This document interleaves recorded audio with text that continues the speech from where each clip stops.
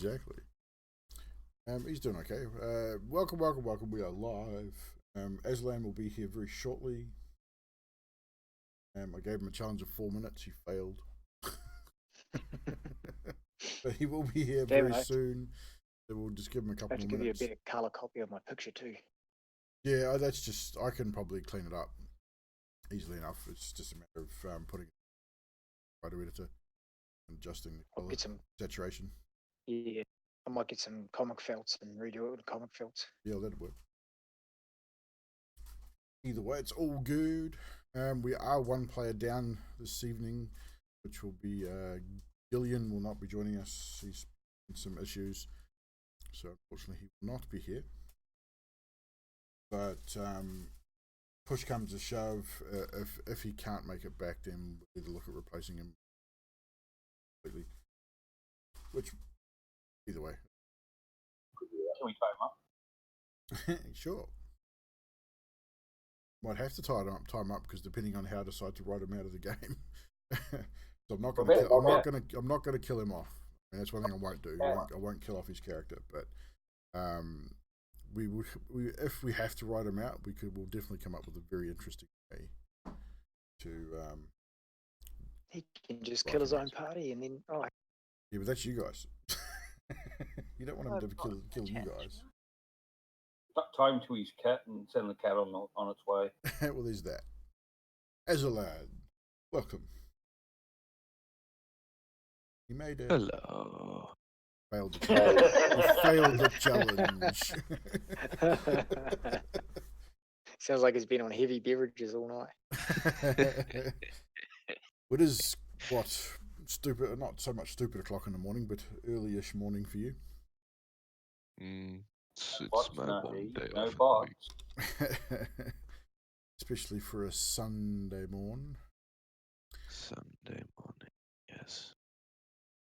But so, just letting everyone know that Gillian will not be joining us this evening.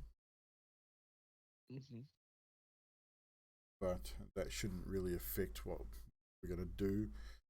Run through the Jungle. Before you do, recap. No. Before that, I thought Hit was Dragonborn. He is. Then why is he barbarian? He's not. On my screen, he is. Yeah, no, I got to fix that. You can give me a chance. Come on. Apparently, you're a Kalistar barbarian. Like I said, every time one of you people decide not to turn up, I've got to fix the fucking Discord. I did not hear a word. I accidentally put myself down to AFK.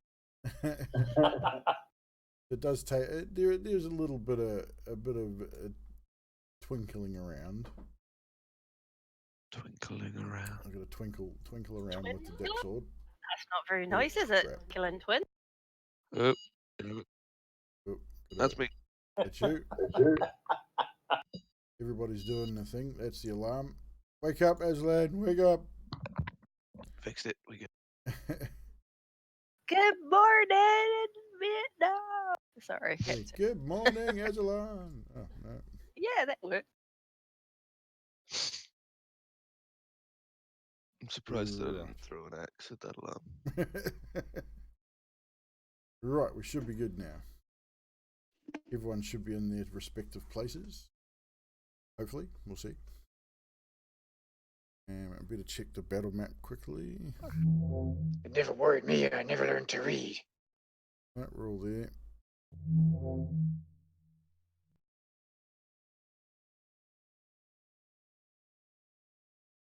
No great drama.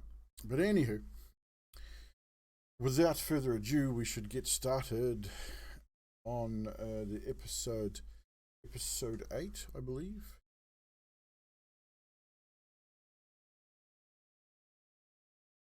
Episode 9. Never keep up with everything. Pretty sure it's episode 8. It's 9. 9? Episode 9. Holy crap.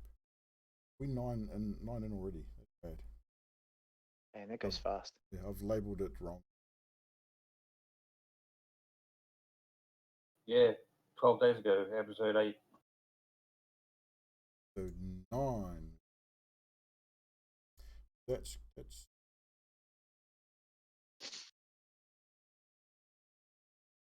also too, for those in the chat, we are on a second platform tonight as well.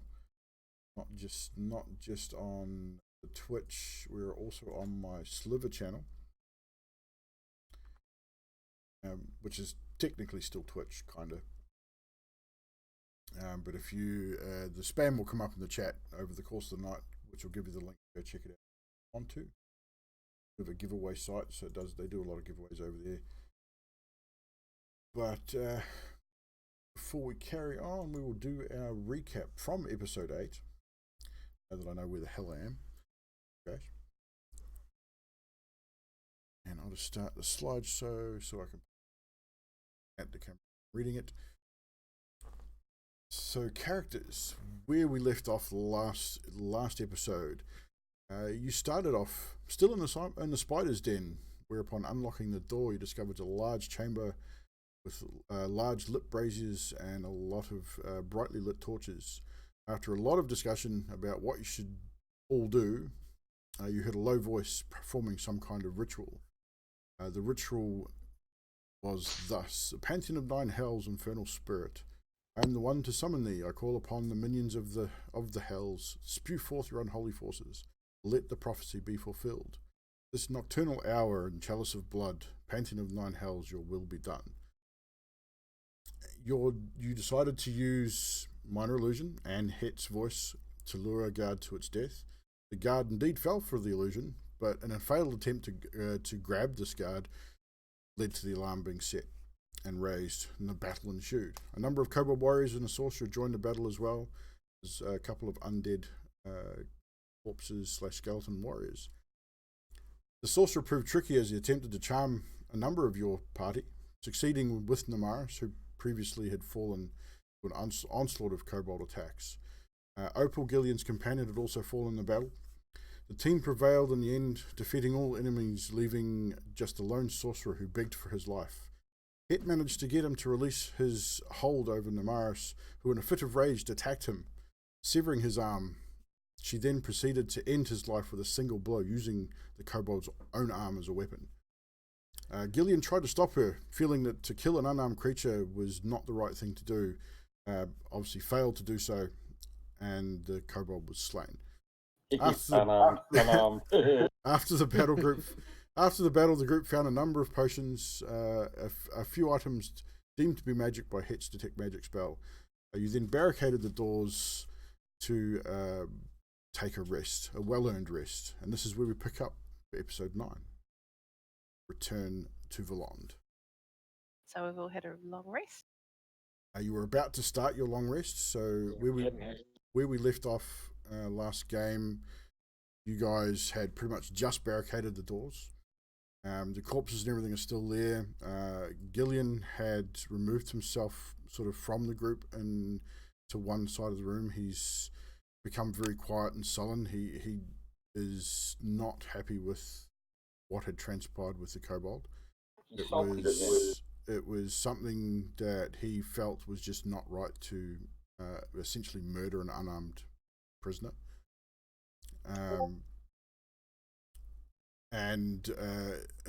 Aslan, you as well. I wasn't sure how you'd react to that, so I didn't. So I'll leave that up to you to react to that moment. If you wish to react to that moment, up to what we're dealing with at the moment. But essentially, that's where we are. We're at the very start of the long rest. You haven't decided who was going to take watch, if any. Whether you feel that you need to have a watch. So from there, what is the team wanting to do? I believe we just barred the door. You just barred the door?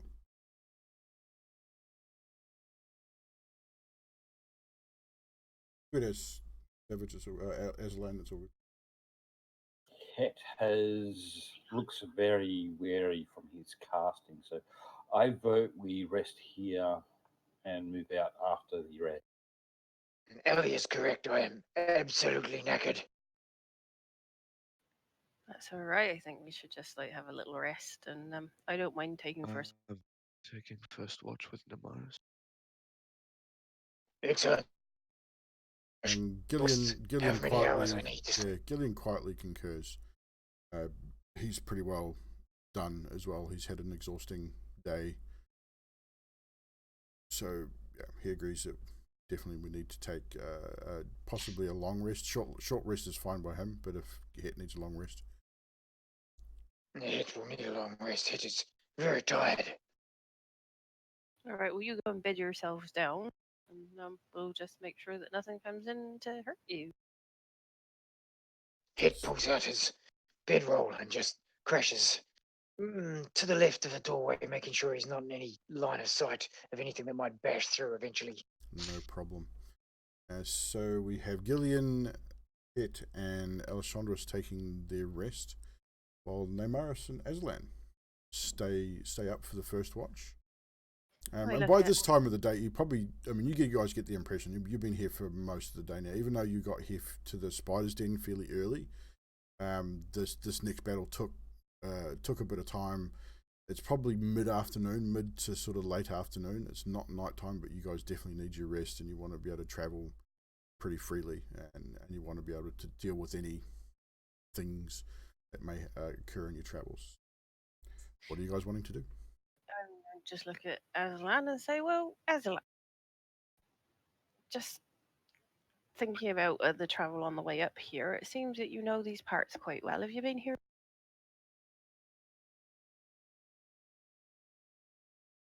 Which bit did I cut off it? Just off the very end. I just said, have you been here before? Nearby, yes. Not been as far as this keep before. You've probably travelled the area, like you've travelled the forest around the keep. You know of the abandoned keep, but you've never been to the keep itself or to the surrounding lakes. You were always warned that it was probably not the best place to go. It was very swampy, but as far as when you were hunting, you'd definitely been in and around the Weirwood Forest and the plains to the northwest of the keep. Obviously, that was probably the area that you know best, but you do know the plains and the forest quite well. So are you from near here then? Just, I don't. Not originally, but there is a small settlement tucked away that I've spent quite a bit of time. Ah, right, okay.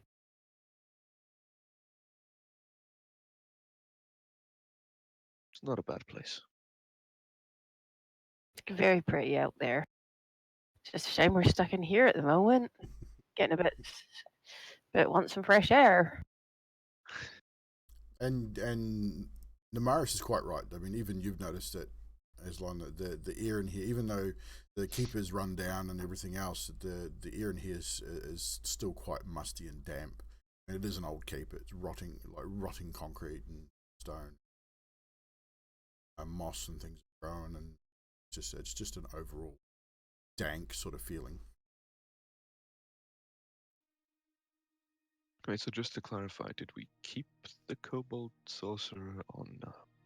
He's dead. Cool. Everyone was dead at the end of the fight. So Namaris literally shattered his skull with his own arm. It was pretty brutal. I might have got a little bit skittish and kind of taken his head off with his. I kind of figured you would. It's sort of a backwards reaction. At the time, I just give you a little like approving nod. I just starting to calm down now. Don't like it so much when I rage that badly. I like it when you rage that badly. At the right times. Pretty useful. Yeah. No, did you want any mushroom?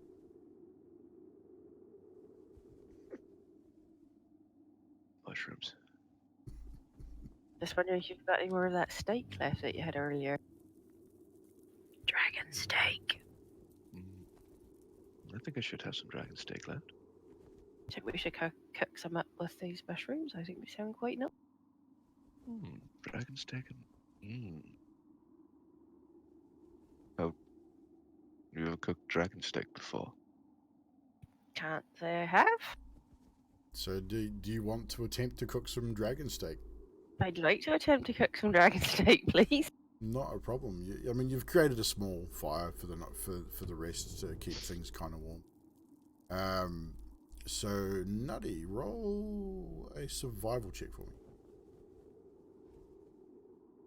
I got support. 17. With advantage. Because you're both Definitely a 17 because the second 17, one wasn't yeah. that one. Because you're both trying it out. So 17. Yeah, I mean, with a 17, it's not too difficult to cook. I mean, you assume that it's red meat. You assume that it would be like other red meat. It doesn't need to be cooked completely through, depending on how you like your steak, whether you liked it medium or rare or well done. You cook it to sort of what looks like the way you'd normally get it if you were to have it cooked in an inn, especially from the inn from Valon that you guys frequent. And it turned out pretty good. Yeah, it looked good. The mushrooms went well with it, and you had a pretty good meal. I'm going to have to pick some more mushrooms when we get Nice. outside because I've run out. I do like me some dragon steak. And you've managed to gather quite a bit of dragon meat since you've been here with obviously with the felling of the dragonling. You've collected a bit of meat, and yeah, you guys have done pretty well. Like I slice a little bit extra of the dragon steak off just to, sizzle it over the fire lightly and then just wave it around overhead. At that point, I kind of look at you, shake my head, and just like, oh my god, do you think you should give some to that bloody cat? And actually, at this point, you do notice that Gillian's companion, which you heard him call Opal, sort of has sat up, sort of sniffing at the air with the sizzling and cooking this meat, and sort of purring quite loudly, licking its chops. Yeah, I'm gonna throw the meat to Opal. Throw the meat over, and yeah, she gobbles it up hungrily. She's not had anything decent to eat for a little while by the looks. She's very grateful. You can sort of tell. She get that impression that she's very grateful for them. Sort of settles back down, sort of snuggling into. Sort of, she's got her head resting. He's sort of on his side, so she's got her head resting on his hip, sort of looking at you guys, sort of half asleep, half awake. Now that she's had a bit of. Again, you can hear that low purr from her. No, she's pretty keen. Does the air smell more or less foul by the fire? Less foul. I mean, definitely the smell of the cooking meat and the mushrooms has filled the room with a pleasant scent than the dank air deep itself. Well, I feel kind of happy that I made Opal happy, so I'm just gonna go sit down by the fire. Be proud of myself. No worries. I'll get you both to roll perception.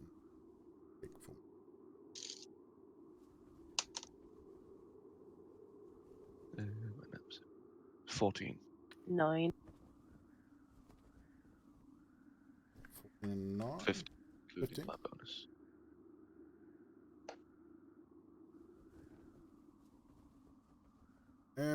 So you get through your guys' watch without any major issues. You get the feeling now that you've pretty much, you get the impression that these you've not heard anything. It seems to be really quiet. All you hear is that wind sort of blowing through the sort of the airy upper castle and things like that. So you get the impression you may have completely cleaned this place out. You've definitely at least done the major portion of it. Doesn't seem to be any other noises throughout the evening.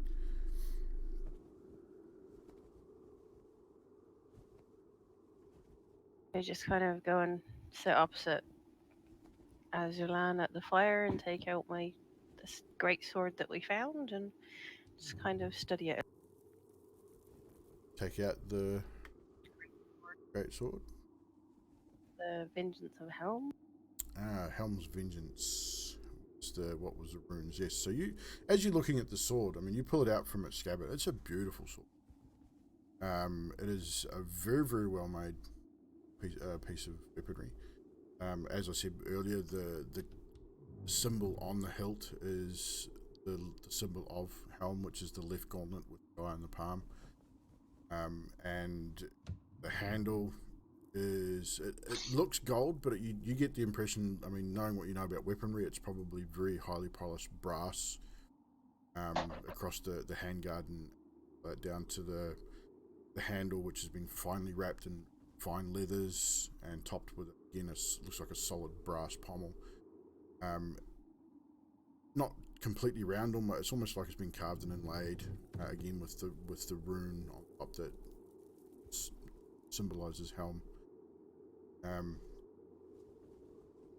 It feels comfortable to you. You definitely get you know that it's magic, and the longer you sort of sit with it, the more you feel like it's part of you. I'll just sit here and happily just start polishing it because it's obviously needing a little bit of It's blending. dusty. I mean, the scabbard's dusty, the hilt's dusty, but it's definitely still very, very well. So you're going to polish it and sit with it for the rest of your watch? Yep. Okay, and Aslan, anything you would like to do? You actually, sir, before I forget, you picked up and were given a piece of armor that was found. It was also determined to be magic. List description. Don't think we need to see that. No, I moved it. Everything opens in the wrong window. I have it set to open the other window and it just changes on me. So you found a piece of chainmail, a chest piece, and again very finely crafted. Bronze and silvery links of chainmail. Has a really sort of, it looks big when you first pick it up, and it looks like it wouldn't fit you, but kind of being magic, you understand enough about magic items to know that if you were to put it on, it would definitely form to your fit and fit you quite well. And it doesn't seem to make as much noise as a regular set of chainmail. You sort of move it around in it, and it still makes a noise, but it's nowhere near as loud as the mail you're wearing. Interesting. Does it still seem strong?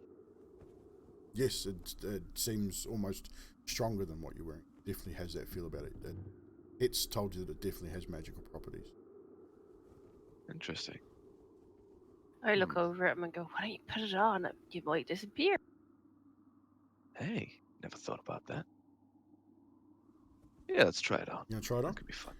Yeah, let's try it on. So you take it takes an action to take your old armor off, and you sort of take it off, lay it aside, and as you put it down on the concrete floor, you that noise, sort of that ching ching, and it's quite loud. I mean, especially in this room, and you sort of wince, you sort of instantly wince because you think, oh crap, shit, forgot about that.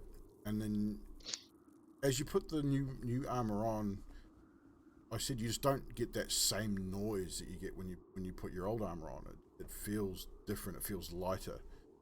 And just it's less noisy. And as you put it on, you feel it almost instantly shrink to your form. It's very, very fitting. A lot better fitting than the armor you've currently been. I believe it would be obvious in my face that when I feel it shrink to my form, I'm a little bit taken aback. I'm just kind of like, what? Yeah, it's the first time you've worn magical armor, so yeah, it's sort of like, whoa, okay, that was weird. But now you can't take it off. But that was really cool at the same time. It's like, whoa. And you sort of stand up and you sort of turn and twist and sort of bend, like as someone who's used to the martial combat. You want to be able to move as freely as you can, but also be protected by your armor. And as you move, it almost feels like you're not wearing any armor. It's that light. We need a test. Should we have a quick? I can stab you if you like. Not Maybe to hurt you, of course. Stab me. I'll just poke you with my. He's gonna stab you with my great sword.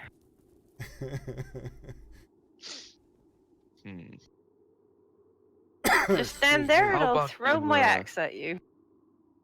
How about you just kind of just hit me with the hilt of the sword, you know, like really I wasn't hard gonna hit you in with the bloody chest. sharp bit, was I? No, That's not that true, to be clever. honest. You don't usually hit people with the sharp part of your axe either, so. Hey,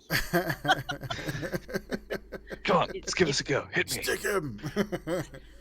I go So- over and I just kind of prod him in the chest with Okay, my. we're not going to bother rolling to hit or anything like that because I mean he's saying, "Hey, do it." So we're not going to roll to hit. So Namaris comes over, which she's just pulled out a dagger and she goes, "Are you sure?" And you said, "Yep, go for it." So you sort of put your arms up and she jabs you right in the guts with a dagger, and it you feel it, but the impact is significantly less than you would expect. I mean, you've taken arrows to the armor, you've taken glancing To the blows from knee. broadswords and things like that, and you just think, whoa, okay, that is different. I felt it, but it didn't feel like it should. Nice. Oh, it seems pretty good. So I mean, you know it's magic, so you know you need to get it identified to find out exactly what its properties are, and what it does. But yeah, you like this armor. It's cool. Yeah, I'm keeping this on. That didn't hurt you at all. You all right? No, I'm good. Good. Right, that's good then. We probably keep that on well as well too. Cool. Works. Right. So, sword part. anything else you would like to do while you are on your watch? I'd like to be really cheeky and go over and just kind of tie Ali's shoelaces. Well, she doesn't have shoelaces. She's wearing leather boots for one. They're Well, I'm sure I've more got like a piece of riding rope here. boot. You want to try and tie? Okay. Interesting. It's gonna be fun. Stealth versus perception with disadvantage because you're asleep.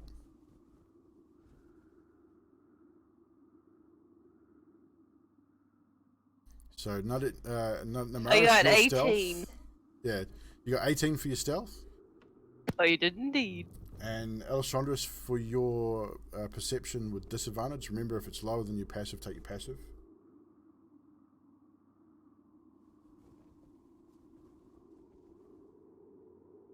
I think your passive is 13. If you roll lower than a 13, we'll go with a 13. 15. 15? But might as well say 13 because I got a disadvantage. Yeah. So you did whatever your lowest roll was. So, yeah, so Namaris, you succeed in tying a piece of rope around Alessandros' ankles. It wasn't very tight. Ever so carefully. Not tight enough that it would definitely cut off circulation, but it's tight enough that obviously when she tries to stand up, she's probably going to end up flat on her face. I look over Yeah. at Azulan and wink. She's due a bit of a prank for herself, I tell you. It's like, I think I'm getting the gist of this, eh?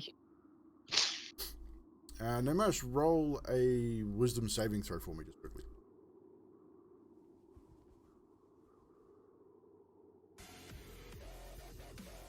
I got an 18. You got an 18? The dice love me this evening. As you get the sense that you feel something near, you feel a presence, and as you feel this presence, you say what you said to Aslan, and for all intents and purposes, you said what you said. Aslan, you notice that you hear Namaris what she said. You hear exactly what she said, but her lips did not move. She was looking at you, and you heard the words, but her lips definitely did not move. Oh.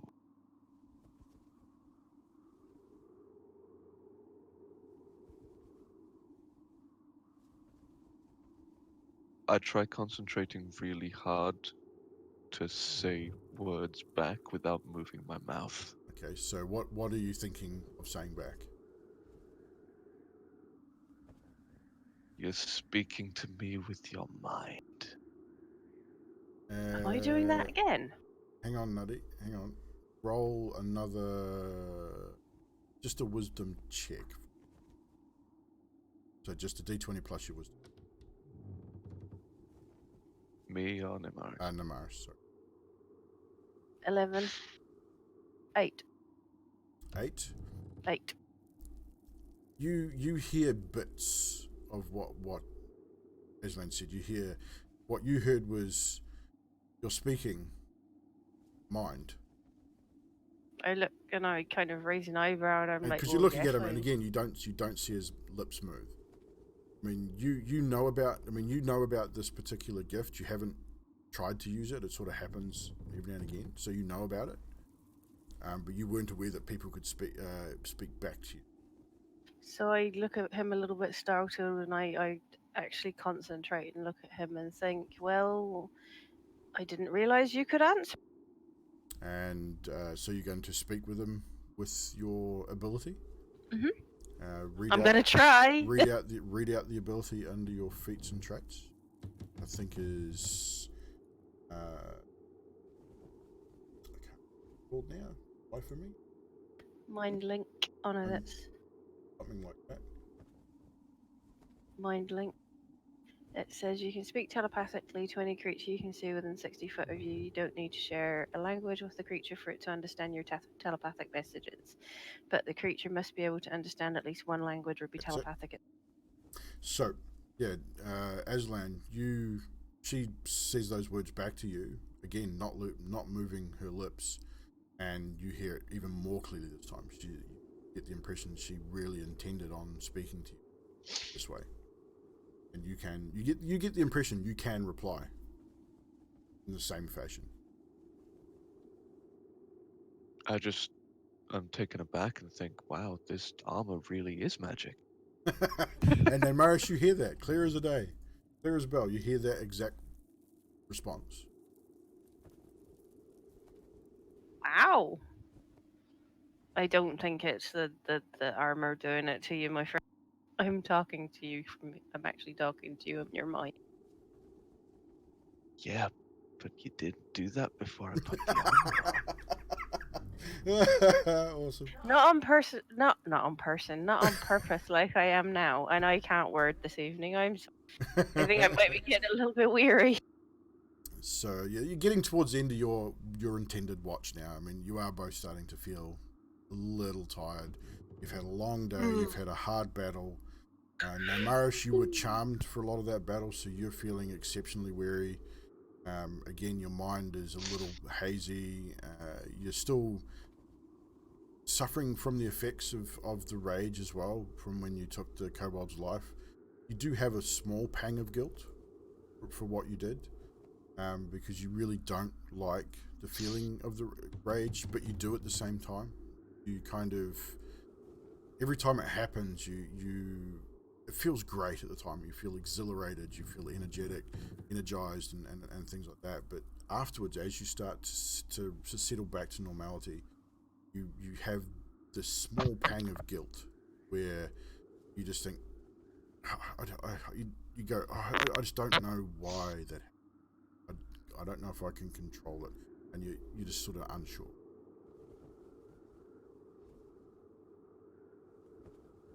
So we will have you come to the end of your watch. Who was taking next watch, by the way?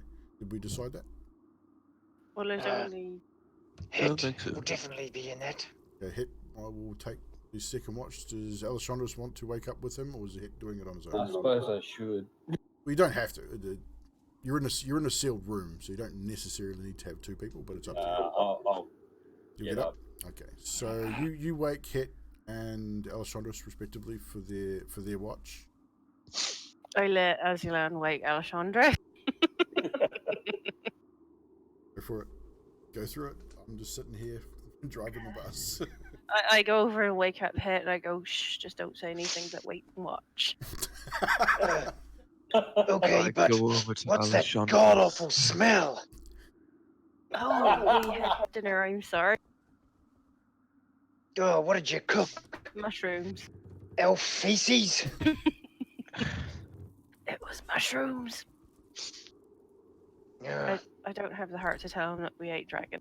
I feel a little bit Doesn't guilty. smell like any mushroom I had. Hit roll a. What do I get you to roll for this? I've got an idea. Roll a intelligence check for me. Oh, I'm not the most intelligent. 7. 7. Yeah, you can't quite put your finger on it. You've definitely smelt that smell before, but Yes. you're just like Charred elf turd. I know that smell, but I'm not sure what it is, and it Mm, really burnt stinks. cat.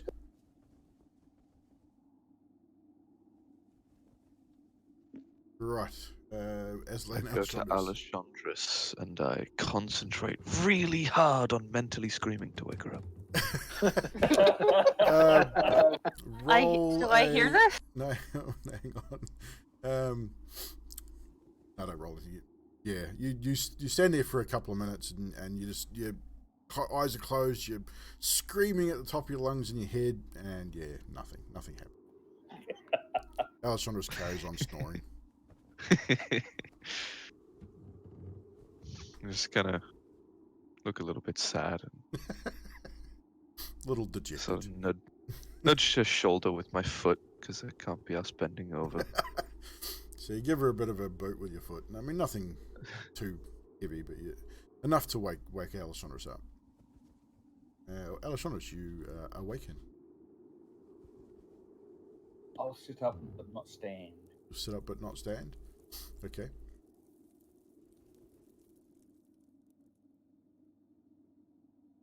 I call out to her, "Hey, Ali, can you come over here and look at this for me, please?" What do you want me to look at? Well, I can't show you from all the way over here or over there. Come here. I've got something exciting to show. I don't want to do it. And I'm nudging Hit and giggling to myself. Hit walks over to me, Namaris. Oh, what have you got there? Oh, Shut up. I'll get up. We get up And attempt to walk. and attempt to walk. Roll a dexterity saving throw for me. This will determine how badly you fall.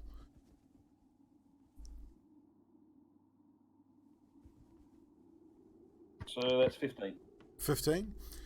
You trip. I mean, you definitely trip. You go to take a step, and the rope tightens as you try and take that step, and you trip and fall forward. But you're pretty dexterous, so you almost fall into a roll, and you sort of drop forward, roll forward.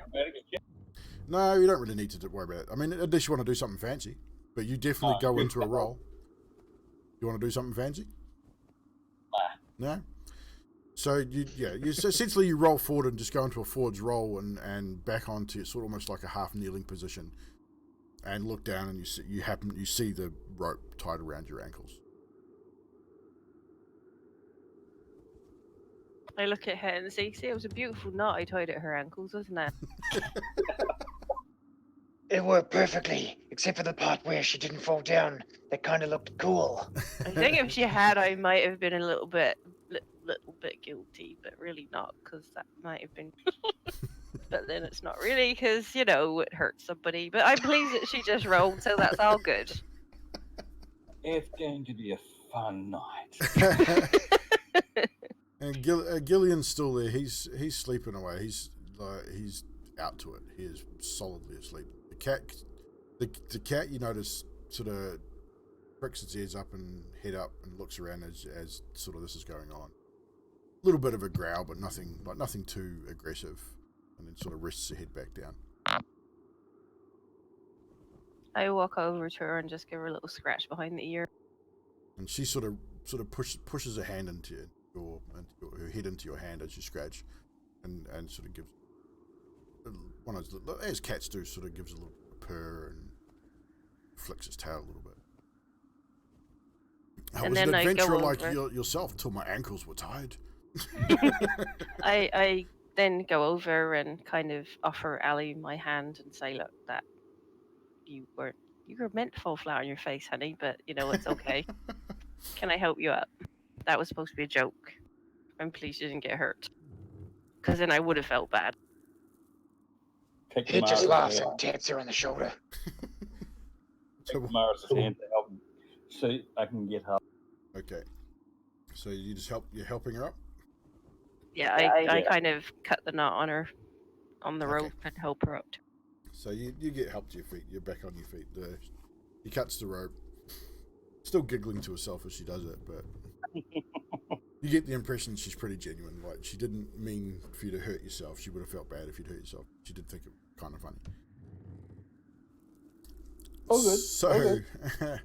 Neymaris and Aslan, you guys find yourself a soft piece of stone to pull up for the evening, and lay your heads down. And Alessandros and Het, you are taking your watch for the evening. Excellent. Well, Ellie, I don't know about you, but I think the best revenge is best taken late. Let them think we're going to do something. Do nothing. I like that idea. Or we can crush their heads with stones. I'll have to think about that one. No. I was definitely thinking of the waiting bit. I know. So, what are your plans, Ellie? After this, carrying on to the guild house, hand it in, and then are you gonna keep traveling with us, or maybe had enough? I don't know yet. Still working that out. Trying to sort Neymaris out, see if I can get some laughs, I guess you could. Good idea. I think she needs a laugh. Hey, Het, Yes, that's me. are you good at keeping secrets? Oh, I'm fucking terrible at keeping secrets. But if you tell me in confidence, I will do my damnedest. All right. In that case, I was joking. I mean, I don't keep confidence. all right. I want you to close your eyes. Okay. See, It closes his eyes. This could go south. So what colour is my hair currently? Your hair is currently dark brown. Hit with his eyes closed says, So- just one thing, Ellie. I don't go for your kind. So to give a recap on what Alessandra's currently looks like, she is a young girl, probably 17 or 18 years old, just past shoulder length, dark brown hair, and dark green eyes. Very very slimish build, but I mean quite reasonably athletic as well. Its eyes are closed. Just a question, DM. Yes. I'm able to turn into pretty much any character here. Anyone you've seen. I'll turn into Het. You want to turn into Het? Okay. You turn into Het. Het, open your eyes. And you can sound like him too, remember. So essentially Het I'm not doing that fucking voice. No, as you open your eyes, It's a lot of whiskey. yeah, as you open your eyes, Het, you are greeted with an exact copy of yourself. It's like looking into a mirror. Down to the clothing, the facial expression. Well, I wouldn't say the clothing. You can change your clothing too, though, if you want to.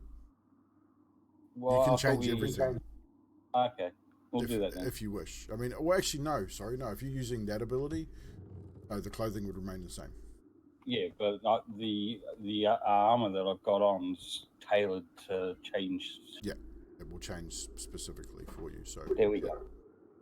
So it changes shape to accommodate your new features. So yeah, so you see yourself facially, the facial features, obviously still wearing Alessandros' armor, but essentially you're looking at yourself. My God, Alessandros, you got extremely handsome in a matter of seconds. And as Alessandros does laugh out loud, again, you see the teeth, your own razor sharp dragonborn teeth, and the mannerism is exactly identical to your own when you laugh in that same way. That's it's amazing. It's a little disturbing, but like you're absolutely amazed at the same time. Ellie, is that some sort of magic? No magic, no. Yeah, you're a weird person, wolf thingy. Can you do it? Do Nemaris. Do Nemaris. All right, turn into Namaris. So you drop form and or reshape form into an exact replica of Neymaris. Red hair, your form bulks out slightly. You can't exactly copy it. It's basically a smaller version of Neymaris, but Neymaris nonetheless. Oh, that is good. Probably like maybe an inch and a half shorter because you can't really go exact size. But Why for all didn't you tell intents me and this earlier? purposes, she can change her shape. Go and punch Gillian in the face while you look like Nemaris. Oh shit! That's probably not a good idea, but still. Is this a disease? How long has this been happening? It's my race. So you're gonna fill them in on your race and your capabilities. I assumed you were a human. No, I'm a changeling. Oh dear, I'm sorry. So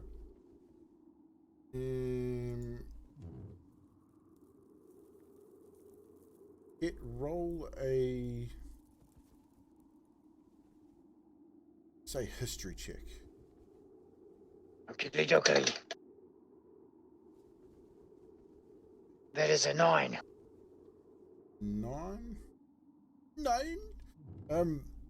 You have heard of the changeling race before. You've read it in the texts in your father's library, so you are aware of the changeling race and that they exist. You've never ever met one until now. A changeling, right? You don't really fully understand how they can do what they do, but you have definitely heard of them. Okay. That's good, Ellie. You do have hairy feet as well. I go back to my normal form. Yeah, well, so normal. You go back to the form. Yeah, that form. The original form. So yeah, right before your eyes, you watch as Alessandra's hair sort of shortens and comes back to the dark brown. The eyes change from that reddy, sort of yellowy eyes of Neymaris to her own dark green, and her body shrinks back to what you've come to know in that human. He is human amazed. Form. It looks at Alessandra and says, "That is such a mystique you have about you." Wow.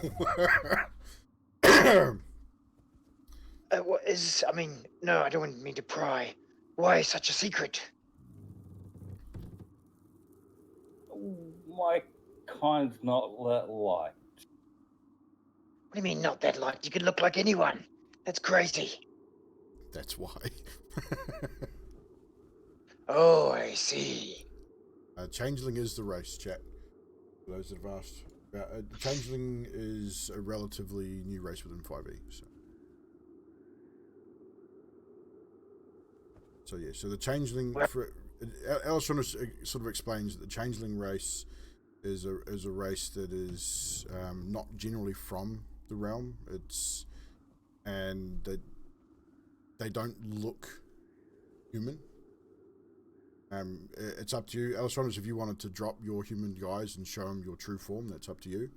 You choose not to. You can sort of just explain that the form, your true form, is not something that people accept, and generally your race has suffered ridicule and violence and like that. Yeah, I'll Hitch explain can relate. I'll explain it and ask if he would like to see me in my true form. Does Hit have to do anything in response to this? Because I don't do tit for tat.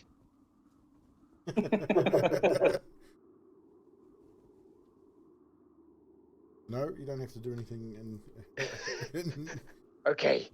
All right. I'm curious. Curious to see. Shows Hit my true form. Okay, and if Hit would look at the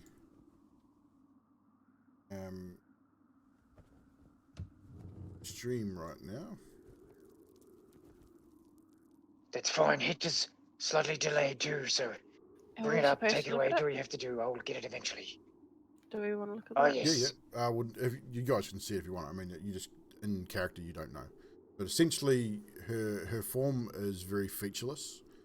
Has silvery white hair. The nose is very nondescript and very kind of flat. Very white, very pale white, yellowish eyes. Again, no color in the iris, just the white with the dark retina. But pretty much the form is very featureless. So, just let Hit get it straight. Her skin is very pale and white, and her hair is very pale and white. It's almost albino, but there's no features there. It's very, like I say, everything's very, very featureless. Hit And looks at almost Ellie. ghostly like it's you could understand from your own reactions from people that have never seen a Dragonborn that someone seeing someone that looks like this could be mistaken as an undead or a ghost or a vampire of some description. She just has that real nondescript, very undead, unworldly kind of features. Hit looks at Ellie. Then Hit looks at Hit's hands. Then Hit looks at Ellie. Hit just sees the same color. Hit is fine with it. Hit thinks Ellie is actually quite a splendid-looking creature, and he told her that. Why, thank you. Maybe not quite big enough in the region. Quite big enough in the what? In the snout region. Ah. You're asleep. Yeah, you're asleep. Okay. You don't know nothing. Shut up. Ellie, you have nothing to be ashamed of. But if you wish to keep it a secret, I shall keep the secret, like none other have kept it before. I'm just wary around humans, that's all. Yes, well, this world we live in is dominated by human-looking beings.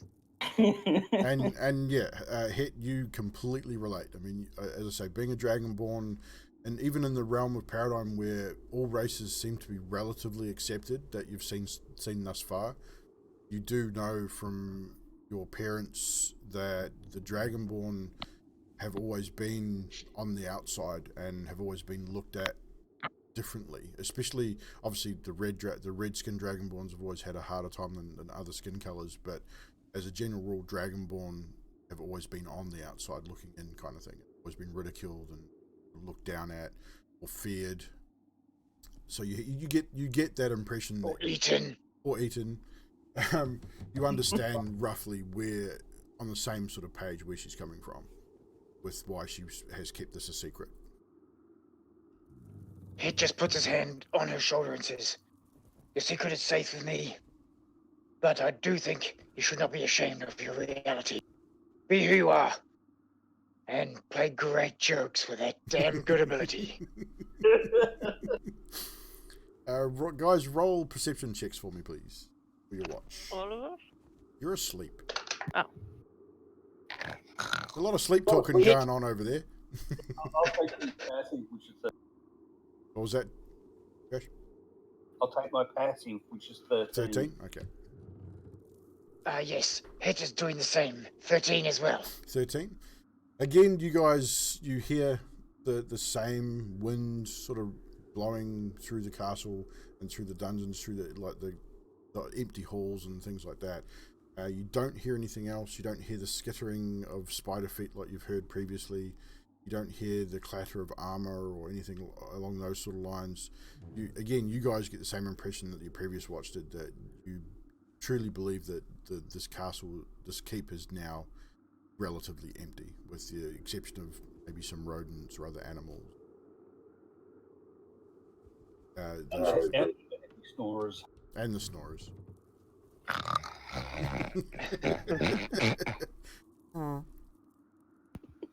Occasional That fart. wasn't idle. The occasional break of wind from the cat and maybe Gillian.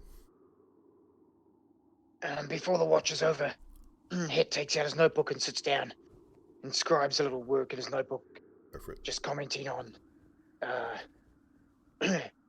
one of our team found a black animal. I think it's some sort of tiger. Right. They calls it Oprah. Oh, sorry. What color? What color was it again? White. Oh, white. Albino, My bad, albino white. panther. Albino. I missed that. Sorry, White Panther. Calls it Oprah. Seems to like him. And then Het gets out a piece of meat as he's writing. He has some beer meat that's in his pack. Yeah. And he flicks it to Oprah. And the cat catches it. For all intents and purposes, you thought she was asleep, but she sort of, as soon as you throw it in her direction, instantly awake, catches it, and greedily munches it down. Gone. And then the last thing he writes, because this whole time he's sort of writing to his dad, and he says, "And Dad, I'm still using cleric spells.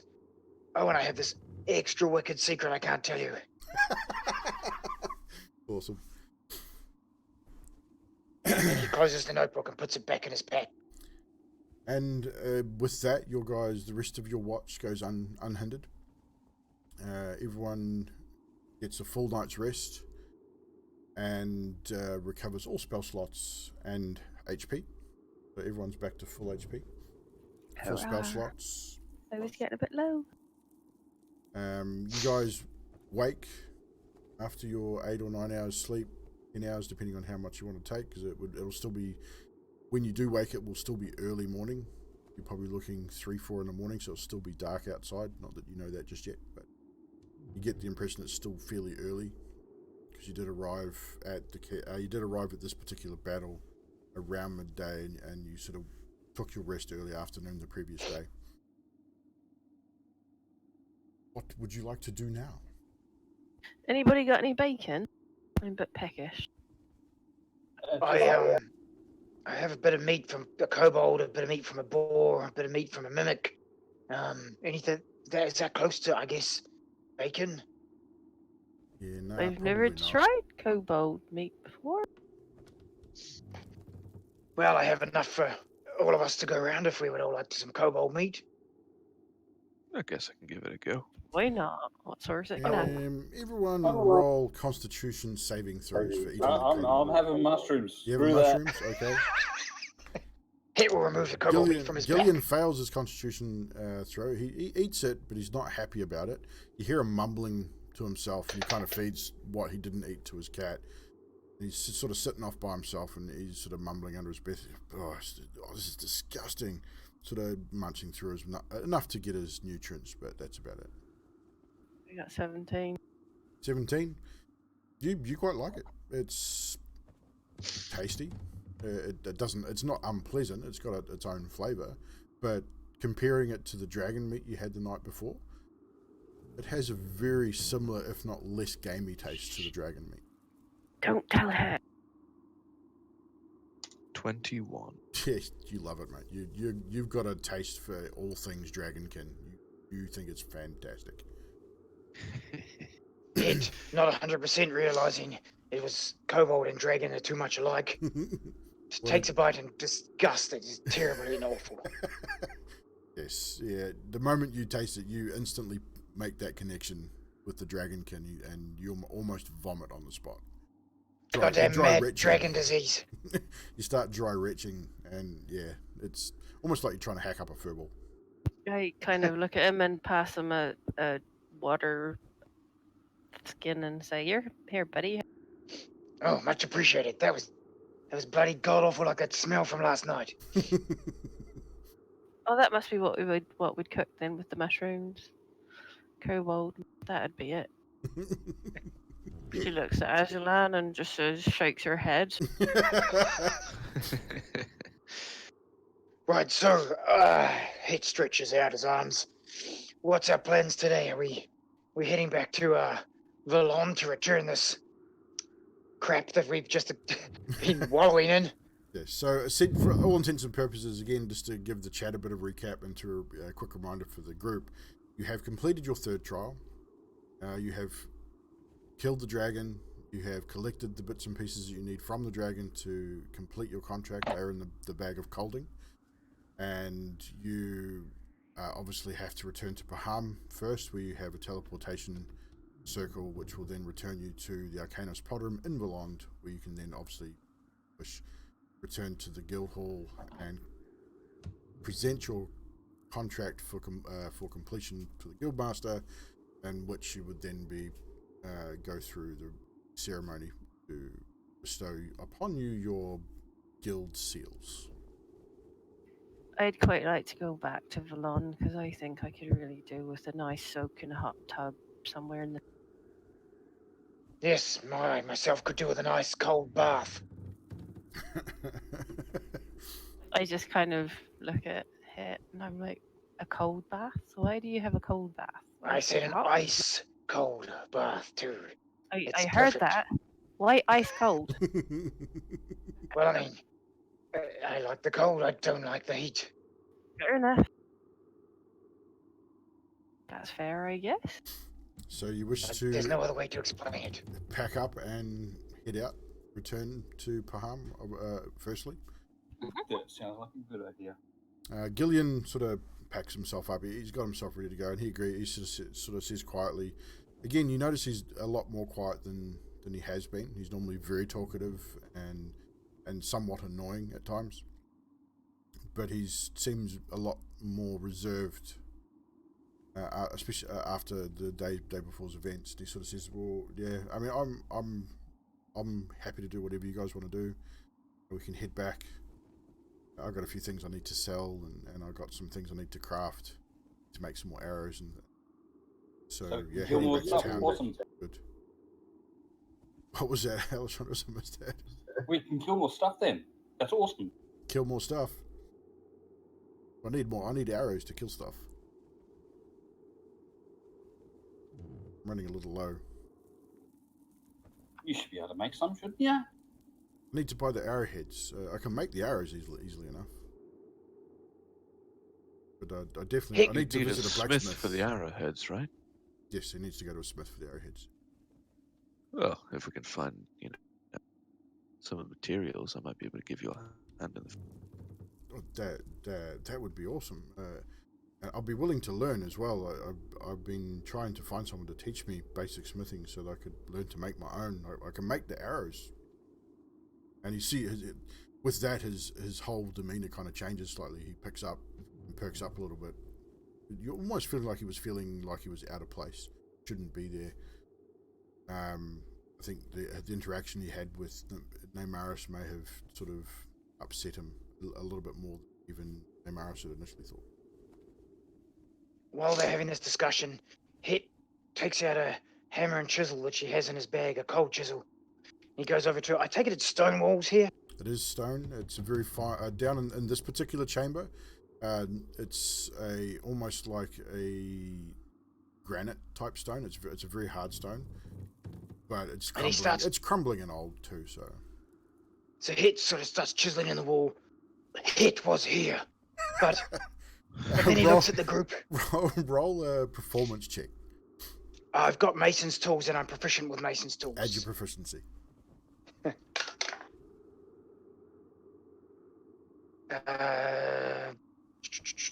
That's high.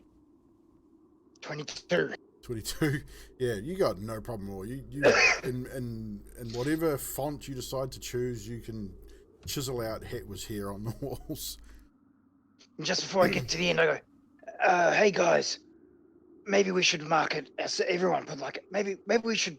What's our group name? Maybe we should put like the Dragon Warriors were here, or Hit's Band of Fools were here." I'll go with Hit's Band of Fools. Yep. Done and dusted. Hit's Band of Fools. Okay. So we have named our group Hit's Band of Fools. I don't know if that's the name. It's just something I wrote on the wall. Het's Band of Fools is expertly carved into the wall by Het, who whistles a tune as he does so. Takes him only not too long. It takes a little bit to cover. The stone is relatively soft and old, so it doesn't take much. Potato Aim Assassins. I don't know why that timed you out, and I'm so sorry it did. I don't know why it deleted that. Oh, because it's got ass in it. It's the cat bot. I look at that going. But to live is to die, that's awesome. That's actually the Potato Aim Assassins would be kind of cool, but it's because it's got ASS. It's a Twitch thing. Don't worry about it. But that's awesome. But yeah, so you do that. Band of Fools. It was a joke. It's like, it's a bit catchy. Sounds like a good tune. Well, you could name yourself a HBF if you really wanted to. That works. So, Right, as you next. finish carving your newfound slogan into the wall, you guys pack up your gears and you unbarricade the door, which you had previously barricaded. One you didn't open, you open it up and it leads back to the hallway, the long hall when you first came in. When you came down the stairs and killed your first 2 kobolds, it leads back into that hallway where you found the secret chamber where the mimic was. So you're back in that long hallway. The hallway is 60-80 feet long. To the right you can see the door that you took that led you into the dragon chamber. Further down the left you can see the doorway which led you back into the stairwell. Well, Ezlin, shall we go through the doorway? We should. You head back the way you came to the stairwell. Is there no other way out from Not here? that you've seen. I mean, you guys, like, coming back into this hallway, you know that you can get back. You can go back to the dragon chamber. You took the secret passage, which led you into the spider's chamber, which in turn led you into the caster, where the caster's chamber, where you slept for the night. And this door's led you back into the main hall. You get the impression that this is probably the only area that was sub-basement.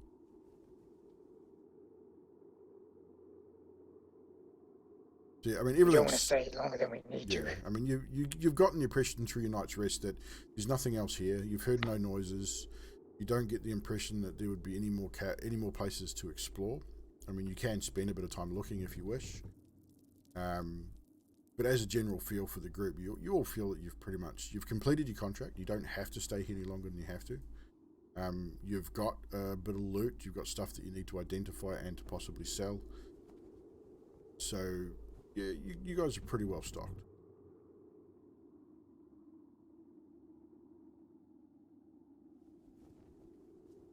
So we're all good just to leave the keep?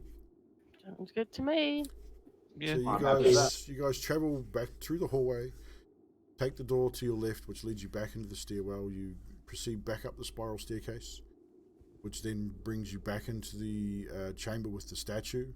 The traps are still marked. You still remember where they were. You navigate your way through the hallway around the traps and proceed back into the dining hall. That smell of rotting food is still strong in the room because there's still that same food that was there when you first came in is still there. More rotten now than what it was previously. Been there for another day or so. Again, the open air. So it's still dark. It's probably by this time, by the time you sort of made your way back to the keep, it's probably just coming just to dawn. So the sky has turned into those oranges and reds with the sunrise. It's still darkish, but you come out to the open air. Aslan, roll a roll. Just roll general perception and add your proficiency modifier to it.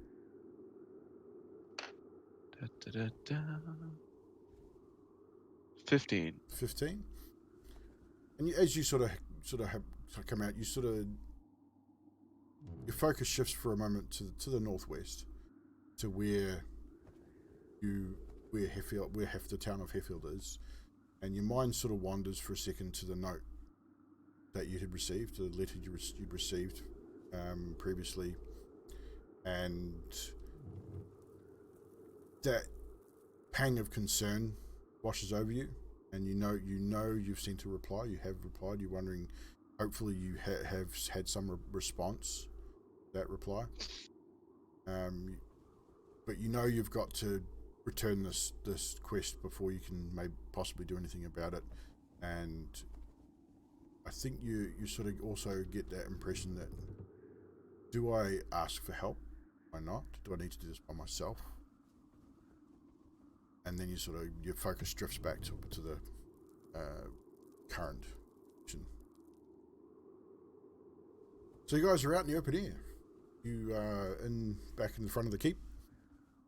You can see the outline of the lake to the northwest, more forest, and then to your southeast, you've got, you need to go back towards the edge of the Weirwood Forest, heading back towards Paradym across the plains.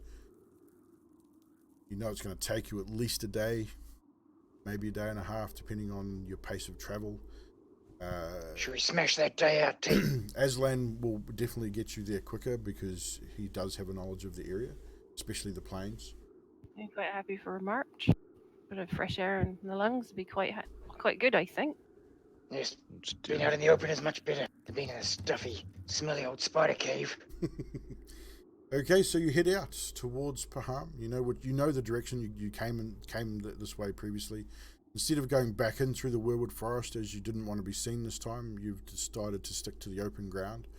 It is a little bit boggy as you leave the keep. The area around the keep is old and musty. It obviously hasn't had any upkeep for quite some time, as the keep has fallen into ruin, with the dragon taking over and the surrounding areas. There's been some heavy rainfall in the last wet season, so the area is quite boggy and swampy. You don't have too many hassles dealing with it. Aslan seems to know his way, not really know his way, but he knows the ground. He knows how to sort of traverse this area without having too many hassles. You do, in your travels, see the occasional bear sort of in the distance, making its sort of rounds, scratching at trees on the edge of the forest. You do see the occasional large bird flying in, like, quite high, not low enough where it would possibly be a concern. But How large is large? very big. They cast a big shadow. Do we know what this type of bird is? Everyone roll a history check that wants to determine what the bird is.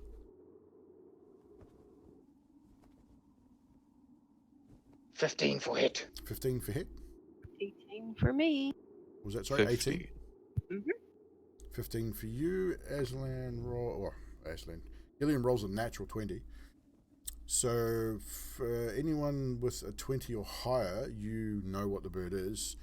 You've heard about it, Het. You've heard about birds this size. You're not sure which one it is. It could be a rock, it could be a giant eagle. You definitely know these things exist, but you're not 100% sure what that particular shadow might be. The rest of you, so in the same, you sort of heard about it. Aslan, you've heard about large birds of prey in this area, obviously being from around the area or have spent some time here. You've definitely heard that rocks do exist in this area. You've never seen one. You've seen plenty of giant eagles and things like that, but this one looks bigger than a giant eagle to you, so you would probably just assume it was a rock or something similar. Gillian, however, and he's going to relate this to the group as well, he sort of looks up, and as you've noticed it, and he draws a breath in. He's dealt with a rock before. He's a well-trained hunter. He's spent a lot of time hunting in the forests where he's from, and rocks are quite common there. So he's had a couple of dealings with a rock, and he is in awe, but also very, very wary of this animal. And he explains why. He explains how big they can get, and that they are very territorial, and they do hunt. Normally solitary creatures, so you don't normally find them together. But he says it's high enough that it's not going to be in it. Can Hit smell what that rock is cooking? No, Hit can't. I think it might be pie. Could it be poontang pie? It could Cootie be. tang. But yeah, so I said it's high enough that it's not a concern. It doesn't look like it's hunting. It just seems to be flying around, sort of circling the area, and then sort of flies off to the north. As you carry on your journey, you're probably now getting through to you're probably about 3 or 4 hours into the journey. You're making good pace. It's a nice day. The sun's come up. There's a few clouds in the sky. There's no real sort of rain that you can speak of, that you can see in the distance. It's actually just a nice average day. It's warm. Not hot, but it's definitely the early part of the day. It's reasonably warm. Aslan, you notice with wearing this armor that you've found, it again. You almost forgot you were wearing it. It's not made the same sounds that you would normally hear while walking with a chainmail armor on, and it doesn't feel. You haven't felt that weight on your shoulders like you normally would with carrying your weapons and your armor and pack, with walking a distance. Neymaris, did you put your newfound sword on your back with your great sword? Like, so I you did. strapped it onto your back. I have. You also feel like you know it's there, but you sort of looked and checked a couple of times because you thought you might have dropped it because you couldn't feel it. It's a weird feeling. It just does not feel like a regular two-handed weapon to you. It feels like it's a lot lighter. So you did stop a couple of times and sort of spin around and check that it's still there. And it looks kind of funny to you guys. You sort of see her stop and sort of look over her shoulder and spin around like she's looking for something, and then sort of carry on. Does my sword look big in this? But apart from It that, sure does, lady. apart from that, you have again an uneventful first part of your day. Do you wish to stop at all in your travels for a rest along your journey, or just want to push on? Do we Hit need- us Aslan how long he thinks it will take to get to where we're going. Do I need to do a check to find out? No, you'd know. I mean, you've travelled this way before, going from Paham to the keep. You sort of you're looking around, looking at the distance, and sort of gauge. You reckon with the amount of time that you guys have travelled, looking at the sun, you reckon maybe another 6 or 7 hours of travel, you should make it to the township without too many hassles. As long as you don't encounter anything along the way, you should be fine. Is it worth burning through then? I'm I quite would say happy. yes. I'm used to these kind of marches. It's good for me. And Aslan yourself as well, you're used to long walks, Yeah. long hikes and marching. And Gillian doesn't seem phased. He says, I'm all good. Me and What about Opal you, are Ellie? fine." Are you good? I can check her on my back if I need to. I'm good. I mean, even Alessandros, I mean, you're used to spending time on your feet and walking and that as well. So you're all pretty fit. You're not by any means unfit people. If anything, Het would be the heaviest of the group, definitely. And even you, Het, For sure. you don't really have never struggled with physical movement or walking any distances or running or anything like that. You don't like running, but you don't struggle with it. Hit only runs away when he has to. So you push through. Yes, sounds good. I think we should get to Paham as quick as possible. So Agreed. as you push through the plains, again, you hear animals in the distance. You see birds of normal size flying around, just regular birds. As you get closer to Paham, you start to see the occasional seagull as you're getting closer to the coast. And sometimes they fly inland a little bit, searching for food, as they are scavengers. You then, in the distance, sort of 4 or 5 hours in, you start to see the familiar walls of the small city of Paham. And within probably now, considering you probably get mid-afternoon before you actually reach the city. So probably 2, 3, 4 o'clock in the afternoon, you reach the city walls. The guards that were at the city gates, they recognise you guys. It's the same guards that were there the previous day, and they sort of wave to you as you enter the city gates. And I look at the boys and Ali, and I'm like, I'm not sure about you lot, but I think a nice ale in a tavern somewhere and a nice meal would go down a treat.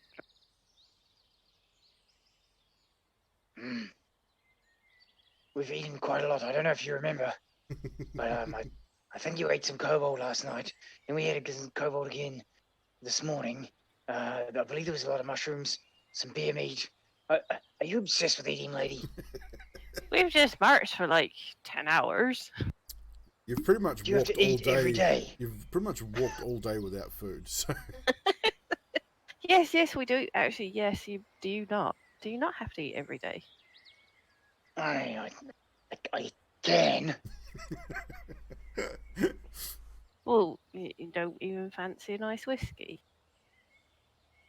Sold. So you've got the first thing you want to do is head towards a tavern. Did somebody say whiskey? Gillian seems to agree. Yeah, I could definitely use a stiff drink. I'll go water. I'm looking at Opal and thinking, is she going to be all right in town with us? The guards didn't seem bothered by her.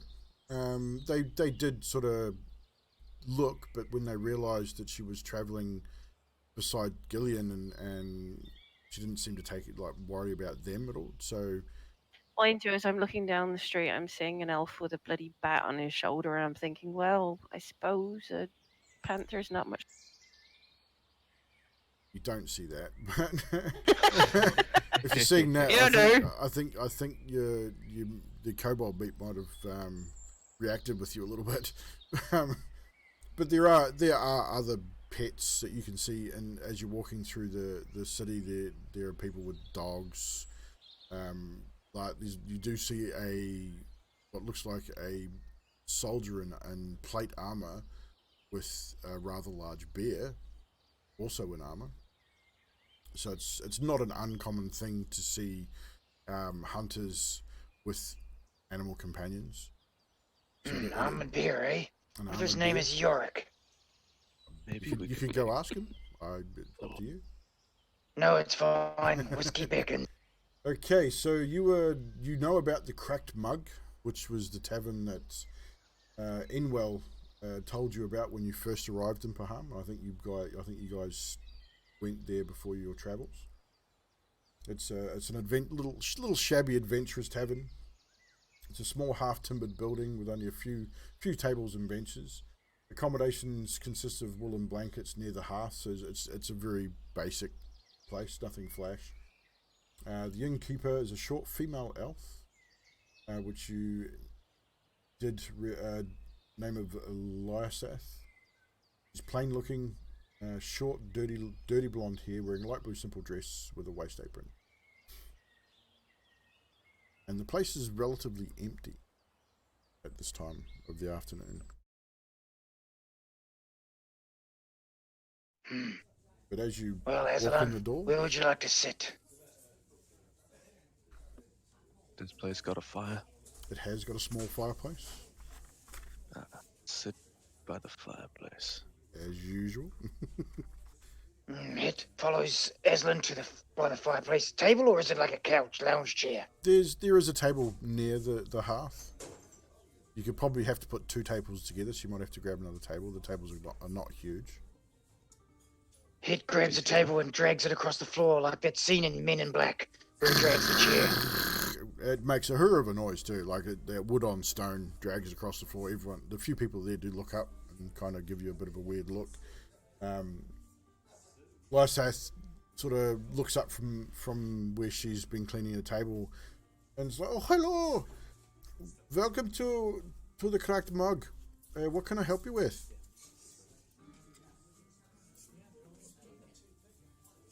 Well, I'd like to see the menu again, if that's all right, please. No problem. I'll be right back.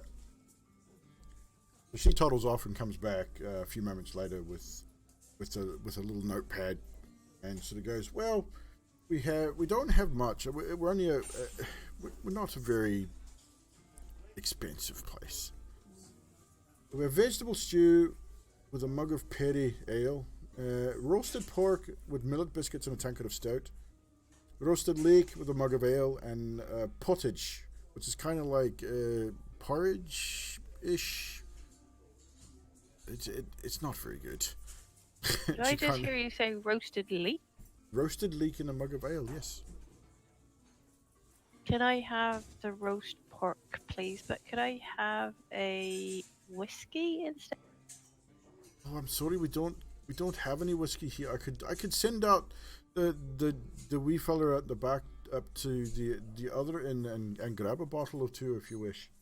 I stealthily hand her a gold coin and say, "Just don't tell anybody else that there's no whiskey here. Go and grab us." Okay, well done. It says, while you mention leak, is there a bathroom here? Yeah, the privy's out the back, Master Dragonborn. Help yourself. Thank you. I'll go a whiskey with double ice, but I'll be right back after I use the bathroom. Okay. I'll just have a whiskey with double whiskey. Whiskey with double whiskeys. So I kind of look at Lysas and I give her another couple of gold coins and say, So, "Go yeah, get about 4 bottles." She's sort of curtsies deeply to you. "Well, thank you, love, thank you." And she takes off and comes back about 20 minutes, half hour later with several bottles of whiskies for the group. And for the boys, what would you be liking to eat this year? And the other lady, I'm so sorry. I got a gimpy eye, I didn't see that one. And she was talking to Alessandra. I don't see so well at this eye, I'm sorry.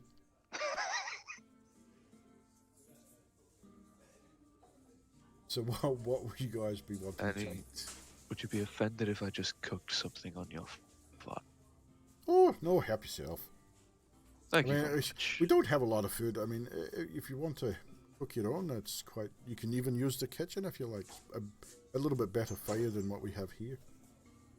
He would have asked for 2 big fish before he left for the toilet. 2 big fish, no worries. He also wants to do something in the toilet when you get a chance to come back to me. We'll do that. So, Alessandros, you wanting to eat? I know you want water, so we'll definitely do the water thing for I'll you. just have a small meal to tide me over Small till meal? tomorrow. Okay, so we'll do that. So, Hit, what are you wanting to do in the bathroom? Well, I thought that was obvious. I mean, duh. No, Anything specific? all jokes aside. He's having a good time. He's grinning to himself. Is there anyone in this outhouse? No, it's a single outhouse. There's Excellent. probably He closes two. the door. There's probably 2 or 3 of them, almost lined up like portaloos.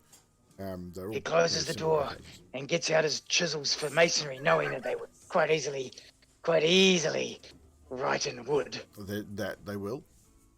And he writes, "For a good time, go to the bar and call out the names of," and he writes, "Alessandros, Azulan, Neymaris, and Gillian Green all across the wall." Roll a performance check. Add your proficiency. 22. Oh man, this is good. Why can't I do It's- this during battle? It is awesome. Again, you sort of, once you've carved it in, you sit back and look at it and go, wow, that was good. That was easier than I thought it was going to be.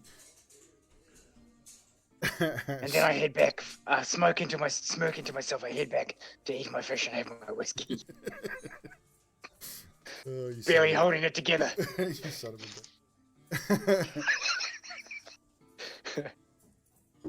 bitch. Right, so Gillian again he ordered some food and ordered a large whiskey as well. It's scary. That So you sounds a feel- bit like DM Revenge. Just a little. So as you guys you receive your food and you receive your drinks, anything specific you want to talk about while you're sitting at your table? There's not really many people here. There's maybe 1 or 2 other people in the food area eating. Male elf, slender looking elf, crop silver hair. He's wearing chainmail, wields a flail, and he's got a shield strapped to his back. There's also a human female sitting in the back of the room, sort of looking like she's sort of half by scoping the room, but just keeping an eye on who's there, keeping to herself. She's got a hood up. You can't really see her face too much, but you can see a few wisps of silvery hair sort of poking out from under the hood. Leather armor, dagger and a short sword. That's about it. There's not too many people around this time. Is there any bardic entertainment in this bar? No entertainment at all. About to be. Hit pulls out a seat a little bit from the group and pulls out the lute and just plays a nice quiet, almost like a lullaby. He plays a 14-minute or 13.5-minute epic called Rime of the Ancient Mariner, something he came up with on his own. And as you're plucking away, are you playing the new lute that you found, or are you using your original at this stage? No, I'm not playing the new lute until I find out exactly what it does. He's got that in the back of his mind, though. So as you're playing your lute, it's a familiar, so it comes pretty easily. The new tune that you've come up with, you play it through, and Gillian seems to sort of tap his feet and nod along to it, and other people don't. It's a seem story to mind. about a boat crew and they heard an albatross, and he makes the words up as he goes. It's not ripped off from Samuel Taylor Coleridge or Iron Maiden at all. So as he plays, everyone seems quite happy with it. Roll just a quick performance check. Being an original works.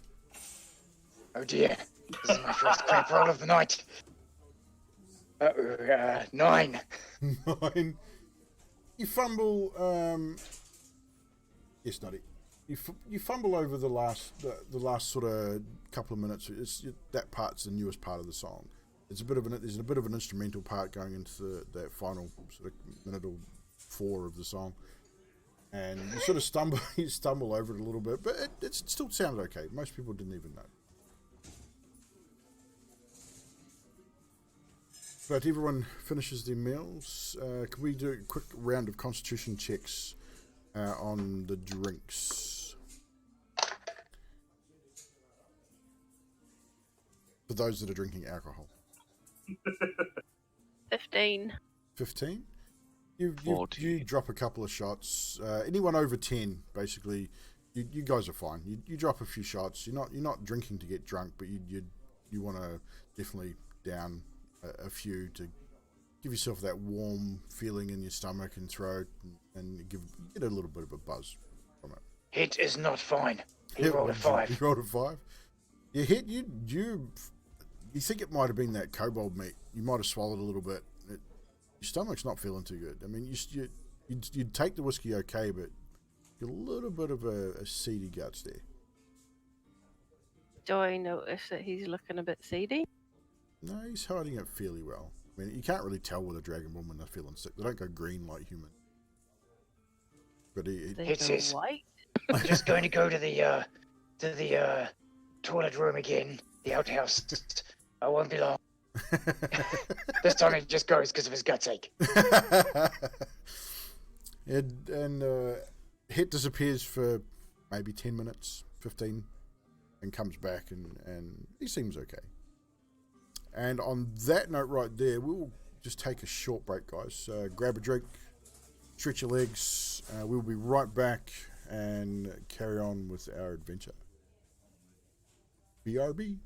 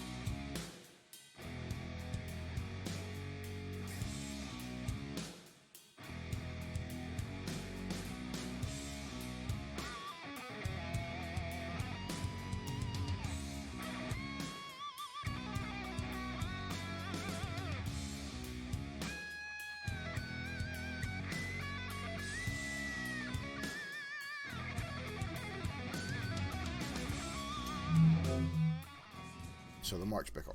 So, chat, thank you so much for hanging out with us tonight too, guys. I really do appreciate it. While these guys are grabbing a short break, if there's any questions you've got, hit me up now. I can actually answer the questions before we get back into the RP of things. And boot in your face, welcome along. I haven't read any of the Dragonlance books, but I do know of the Dragonlance lore. As I said, myself and Het have been playing D&D for a long time. He's a heavy brain. So I've read all sorts of stuff. Drax is having to cry because he can't figure out his Twitch password. Really? Dude. He's been having so many issues. His computer broke and all that sort of stuff. So he's been having some problems, unfortunately. But yeah, so it is what it is. And hello, Mr. Pecker. Mr. Who? Pecker. Pecker? I did see that name. I don't think I can scroll up that far. I noticed Flato dropped in. Yes, he's back. He's down on AFK. Cool. Sen dropped in, and Mr. Pecker 79. He was all for the sticking of Aslan, by the looks of that. He lives half an hour away from me. Oh right, so was that your mate? Say again. He's the noob who kills SSD hard drives. Yes, so Mr. Pecker joined us and was all for Namara stabbing Aslan with the dagger. Yes. But welcome, Mr. Pecker. I believe a friend of Trashman's who's also played some 3.5 and may possibly join us in the future, maybe if he's keen. Or his wife. Or his wife. Read the Discord. The Dick Sword? What's happening in the Dick Sword? I want in.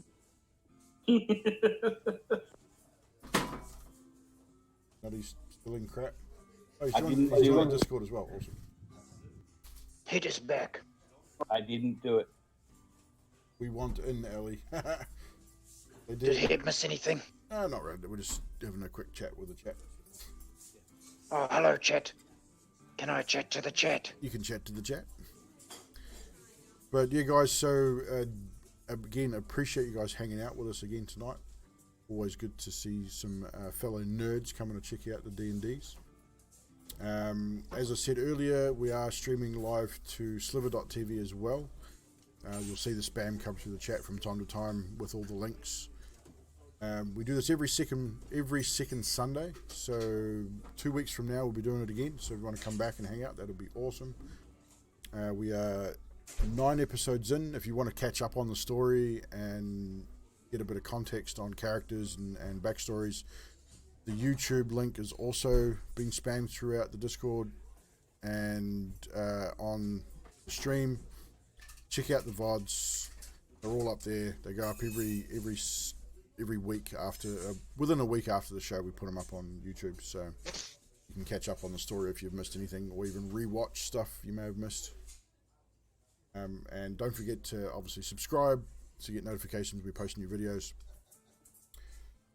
So without further ado, What an awesome we name. will return to the world of Paradym. All our characters back. Yeah. Roll call. Roll call is Mr. Het here. I think so. Pretty sure he's here. Alessandros is still He's here. here. Aslan is still here. Nutty's still here. Well, Neymaris is here. And, of course, me. Right, so we're going to be losing Aslan in about half an hour. So we might make a quick transition from Paham to Valon so we can at least get this contract returned. Good idea. We're going through the portal anyway, aren't we? You certainly are. So just for the sake of the story, because we are losing a player a little bit earlier tonight, we will make our way from Paham, from the inn to the guild hall, where Iran will greet you. On my notes.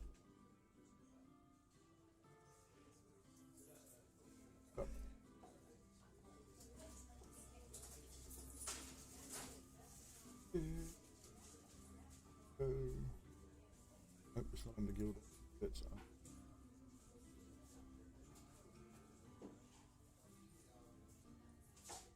did have it up. So the guild house. You return back to the guild house, and you are met. Or Enwell, sorry, is the lady that you spoke with, an elven lady, who takes you back to the portal room, asks you to step back from the center of the room as she starts running her incantations and starts to draw runes in the air in front of her and mutter arcane words, some of which you have heard before, others you have no clue what they mean, but they sound cool. And she starts making it, and as she completes each rune in the air, a rune of similar shape lights up on the ground in front of you, and slowly, it takes about 10 or 15 minutes, all these runes light up in a big circle, and then as the last rune lights, you get that real arcane hum as the whole thing lights up together and shines very brightly, and she motions for you all to step inside. So one by one, you step into the portal, and Ali tells Het, "It's okay, Het. It's not trapped." as Alessandra steps Thank in, you. as everyone sort of steps into the center, it's like, boom, you instantly vanish, so one after the other, and as you open your eyes again and take a breath, you are back in that familiar room, back in the Arcanist pod room where you first took your first teleport. And standing there, waiting to greet you, is none other than Thorfinn, Amaris' stepfather. Well, I see you've returned. I hope your journey was a good one and you did not suffer too much damage in your endeavors. I mean, I know your task was a dire one, and it appears you're all in one piece still. I'm glad to see you. He comes up and gives you a big hug, Namaris, and Hold on a minute. Was he gestures. waiting here in the room? He was waiting here in the room for you. My God, he's got ESP. And he motions and greets each one of you as you sort of enter the room, and then it points you in the direction back to the main guild hall. What are we going to do from here, ladies and gents? Before I go to the guild hall, I'm going to take these daggers out of the. You want to get some things identified while you're here? Hell yeah! Okay, so firstly, the daggers, Alessandros.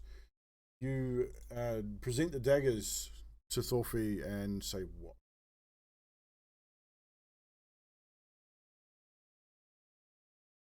Say to him. Could you be so kind as to identify these items for me? He looks at you and looks at the items and goes, most certainly. He takes them from you and he holds them up. He starts, you see his eyes flash with arcane power, and he was muttering a few words, waving his hands over them. I'm going to find them in my list. While he's doing that, Hit pulls out the loot and drops it on carefully places it on the table in front of him and says, while you're at it. I'm now going to remember what the hell I gave you. Dun, dun, dun. Azalan starts quietly taking off his chainmail vest. And I whip out my great sword. You're going to whip out your great sword. Right, as he moves his hands over the daggers, and he goes, I've heard of these. And he hands them back to you, and he goes to you, what you have here, young human, is, and he winks to you ever so slightly too. No one else notices it, but you notice the small wink that as he called you a human. These are the Windbane daggers. They amazing little things. You must attune to them. So you must put that when you add them to your rune tree, you must spend a whole day with them. You spend at least 24 hours wearing them, and eventually they will attune to you, and the magical properties will take hold. It will give you a +1 bonus to attack and damage rolls made with this weapon. Once per day, you can activate Windbane, which lasts for 1 minute. When activated, you gain an extra attack when you take the attack action. When the effect ends, however, you must make a DC con saving, like a Constitution saving throw, On a fail, you will suffer a point of exhaustion, just with the effects of this extra speed. But it's well worth it. I mean, they're very fine daggers. So in your inventory trash, you should be able to find and add the item Windbane daggers. Windbane being one word, Windbane.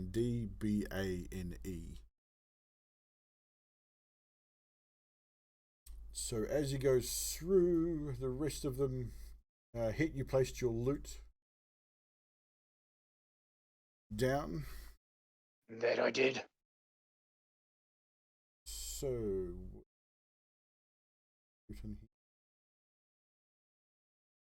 let me just do something here somewhere. It's a bit easier for me to find.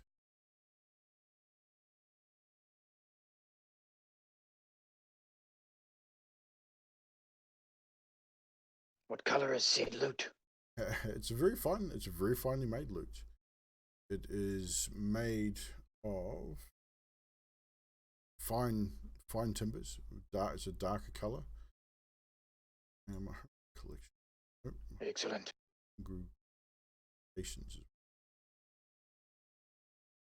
So it's a very finely made loot. It has steel strings, which is unusual to you. You've never seen a steel string loot. All strings from the loots that you've seen and played, even the older ones, all have a nylon type string to them.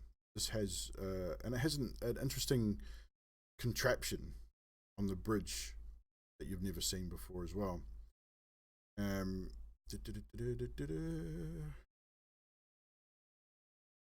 it.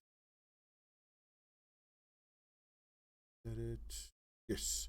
This very well made loot made from the finest cedar wood in dark red color.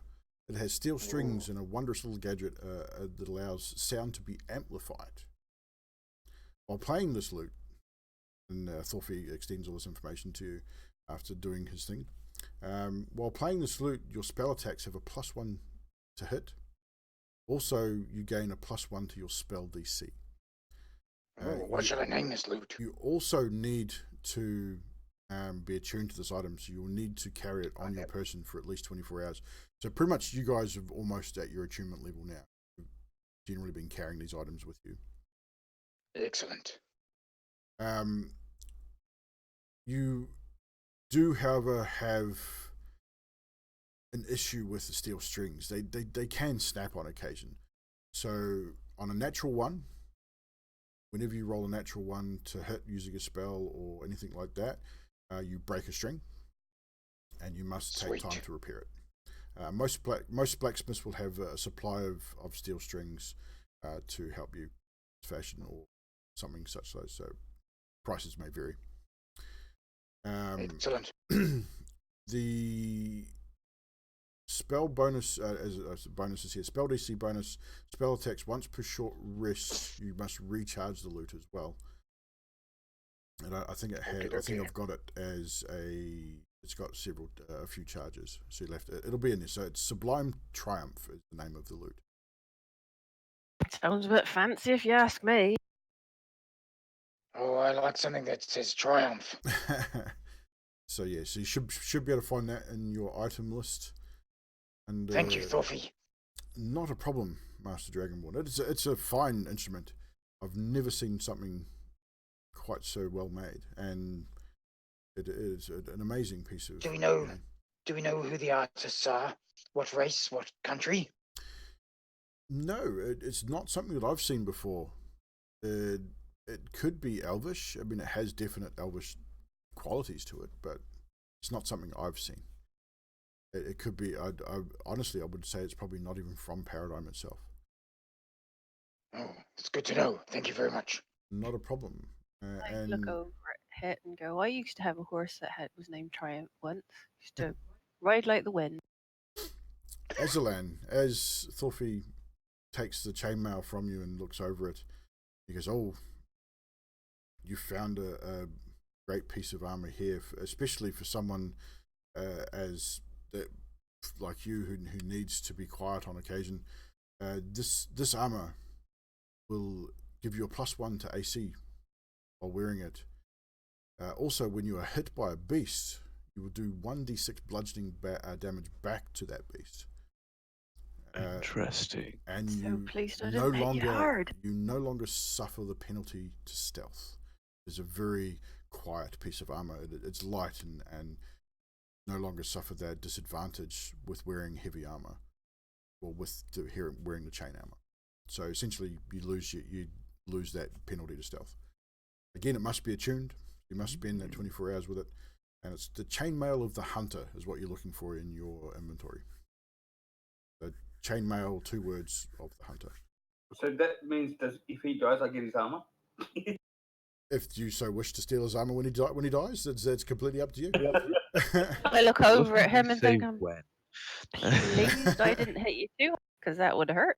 And Thorfey turns to you now, Maris, and before you even take the sword off your back, he noticed it the moment you walked in, and he goes to you, well, Namaris, I believe you have found something of our patron, our saint.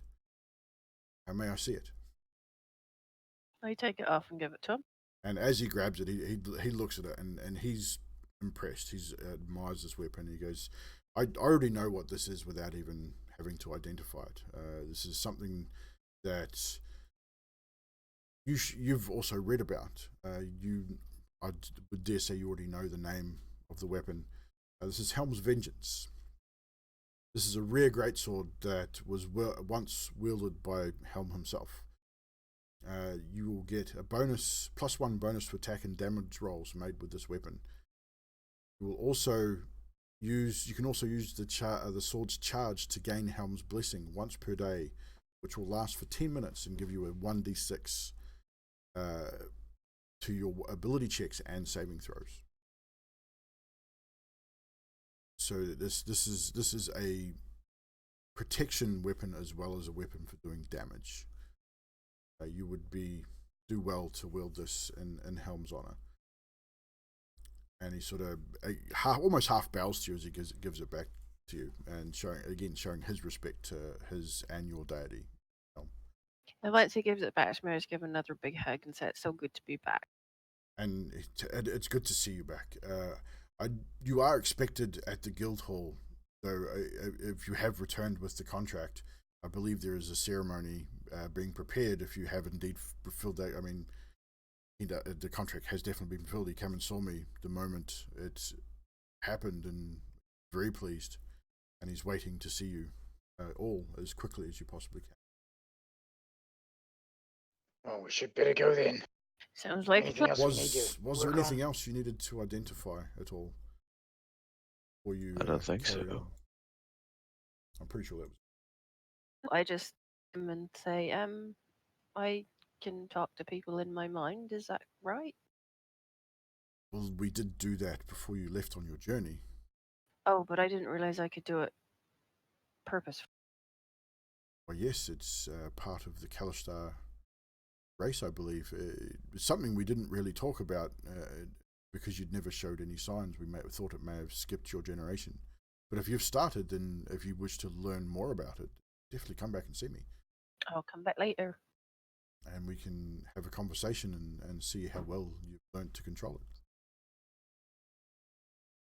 Right, I'll be back later. We just gotta go and do this thing then.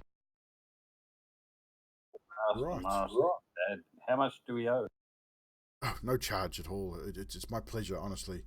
I've been doing this for such a long time, it barely takes any energy to identify anything anymore.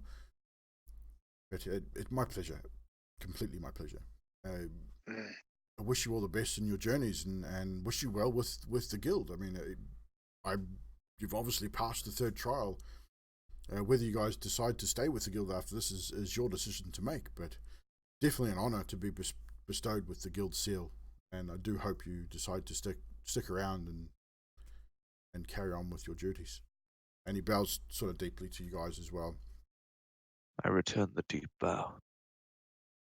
He says it and do this, and he does the same thing, sort of in copy. I just raise an eyebrow at the boys. That's my dad. Why are you bowing? It's a sign of respect. Even Thorfey says, as he hears you say this, he goes, Namaris, it's a sign of respect. You know this. Oh, I'm sorry. As she curtsies. Awkwardly. It's not something she's used to doing, so it kinda, Try not to trip over her boot. it looks really unco to see Neymara's curtsy. Just Shall we hand the squish back rest in a and hand head on back to the Nemara's Let's shoulder. go. Aslan, yes. I just rest a hand on Nemara's shoulder, just like that. It's okay. So, you guys want to make your way to the guild hall to hand in Sure do. your quest. Riffin will be waiting for you. So you make your way through the city. You now have become reasonably familiar with the journey between the Arcanist Paradym and the guild hall. You come to the guild hall, you walk your way through the doors, and Joshin, sorry, no, not him. Where is he? Jeremy, the human, the old guy. Jeremy's there, sort of half bent over, wiping down tables, and sort of looks up and a big grin on his face. Ah, you've returned, Griffin. Oh my God, my brain. Griffin is expecting you. Let me go get him. And he sort of turns and almost falls over as he turns. He's looking really old. I mean, it's almost like he's aged in the time that you've been gone. He just looks really old. And he sort of potters on over to the door and bangs on the door, pokes his head in the door for a minute or two, and then you sort of hear him. He turns around, looks at you guys, and waves you guys over to Riffin's office. And he waves you into the office. Here you go, Riffin is waiting for you. And as you enter, he closes the door behind you. Hey, Bowser, trying to copy Aslan again, but trying to get in first, trying to be the best. Riffin sits up in his chair. Lord and Gryffindor. Goes, well, Het, my man, there's no need for the bowing. I mean, come on. I'm an orc. I'm not an elf. I mean, Jesus. I mean, this is a guild hall, not the Arcanist pottery or whatever the hell they call it. No need for that. That would be the Arcanist Potterum. Thank you very much. You know what I was talking about, Neymaris. I'm just having a bit of fun. It's okay. Congratulations, you've completed your contract. The moment that scroll lit up, I just about fell off my chair. I did not expect it, honestly. I mean, you're a great bunch of people, but let's face it. Oh, you expected us to die then. Okay. Alessandro, please. Let's face it, Gillian is not the best adventurer, and after what happened to the last party. What does Gillian look like now? Gillian he's still very quiet. He's in the back of the room. He sort of, again, puts his head down and acknowledges the fact that he was, in fact, responsible for the death of his previous party, which he did admit to you guys. And sort of sheepishly sort of puts his head down, and that's when Riffin notices the cat and goes, Gillian, I see you've discovered your companion. Well done, sir. Let's hope that this companion keeps you in line and don't kill any more people. Let's say. If the cat doesn't do it, I sure as hell will. Riffin laughs. Now, you gotta remember, heartily. guys, he's worked hard to get here. Paying his due. I think he's done all right. We could give him a rest for a moment. Surely we can give him a rest. Yeah, he half acknowledges your remark, and definitely you get the impression he appreciates the support, but he still feels guilty about the party thing and the silly mistakes that he made through your incursion through the keep. So, bag of stuff. Yeah, I'm What pretty have you sure got I'll never look at a chest the same way again. So who had the bag of goodies? Was that Aslan still? I think it was. I believe it was. Yeah, so Aslan, you hand over the scroll and the bag of bits and pieces. Riffin goes through it quickly. So everything seems in order. He says, well, that heart's looking a bit rough, though. Did you have some trouble with removing the heart? It's not quite in the shape that we were kind of hoping. I'm pointing at Gillian saying, all his fault. He almost face palms as you let Gillian attempt to take the heart. Oh well, it's in one piece, so we could definitely use it. So now, you guys have completed your third trial. Well done. I'm very, very pleased to see this happen.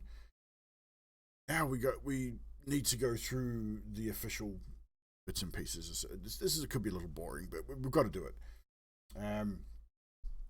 So he Oh no, not hunt 10 wolves and bring back 10 wolf pelts.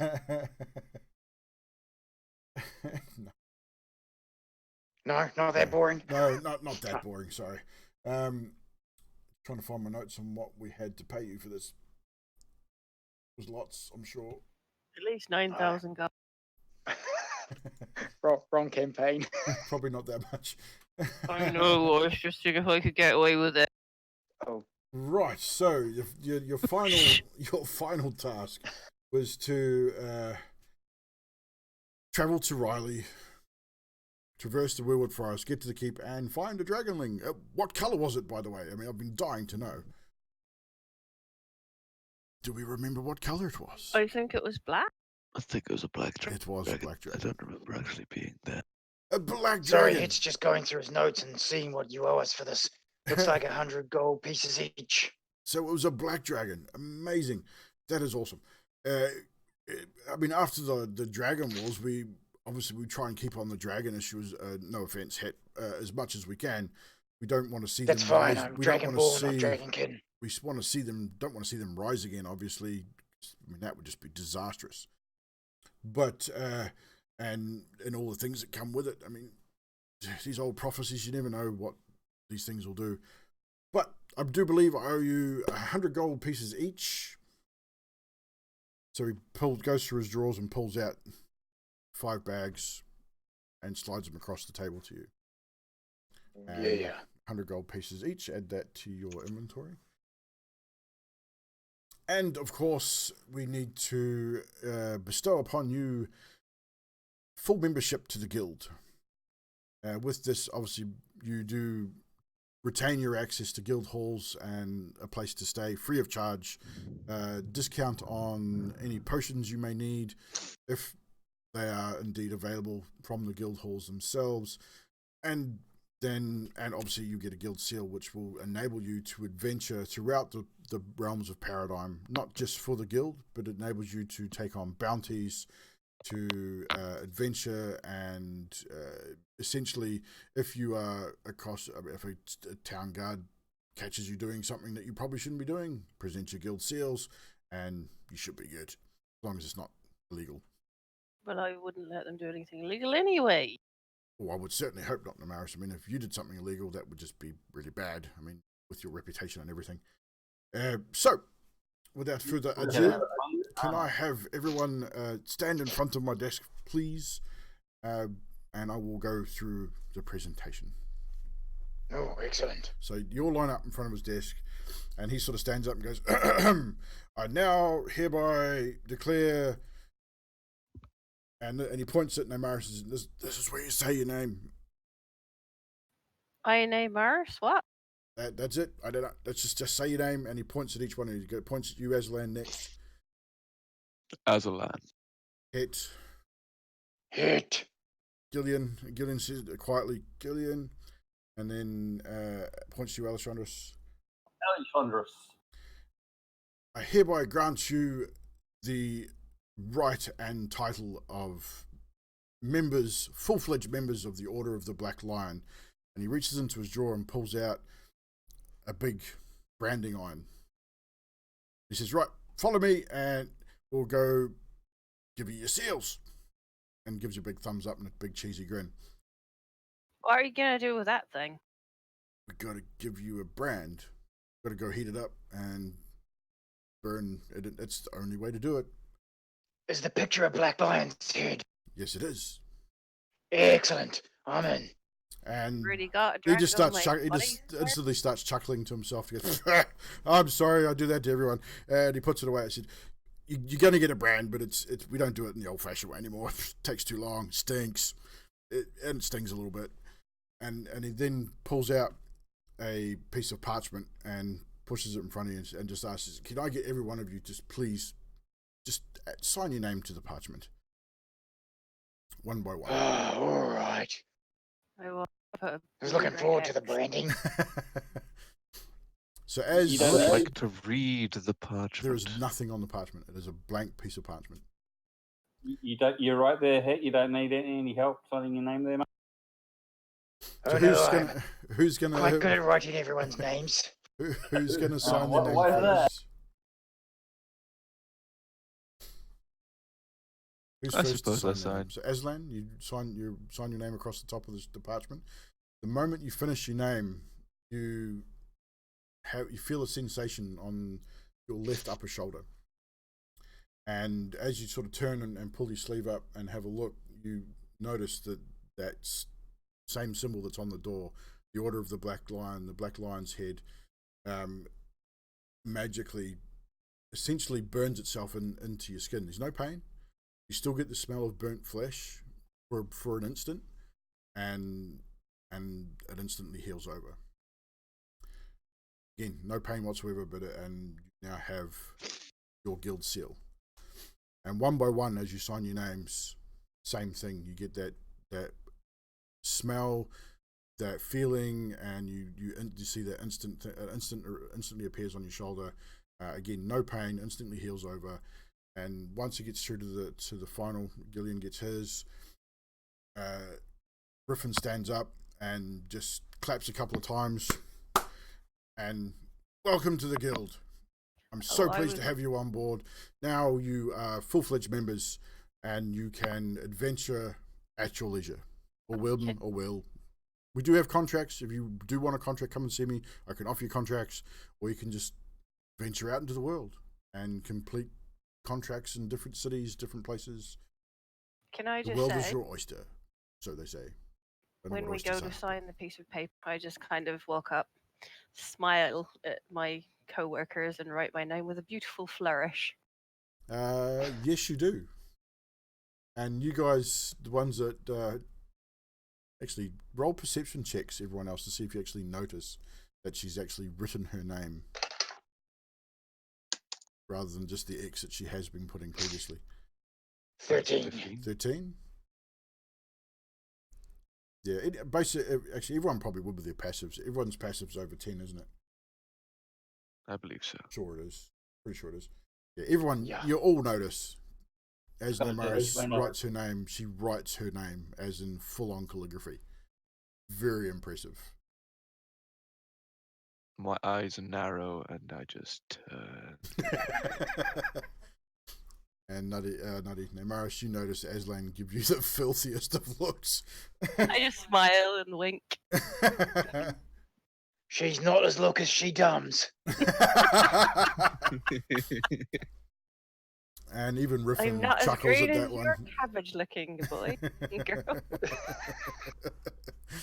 I just take 2 fingers, point them at my narrowed eyes, and then point them at you. And Riffin then says, and drinks are on me. There's a bottle of whiskey waiting outside for you. It's 100 years old. We give it to every new guild member party that comes through. It's amazing stuff. You're gonna like it. 100-year-old whiskey. Holy crap. It's amazing.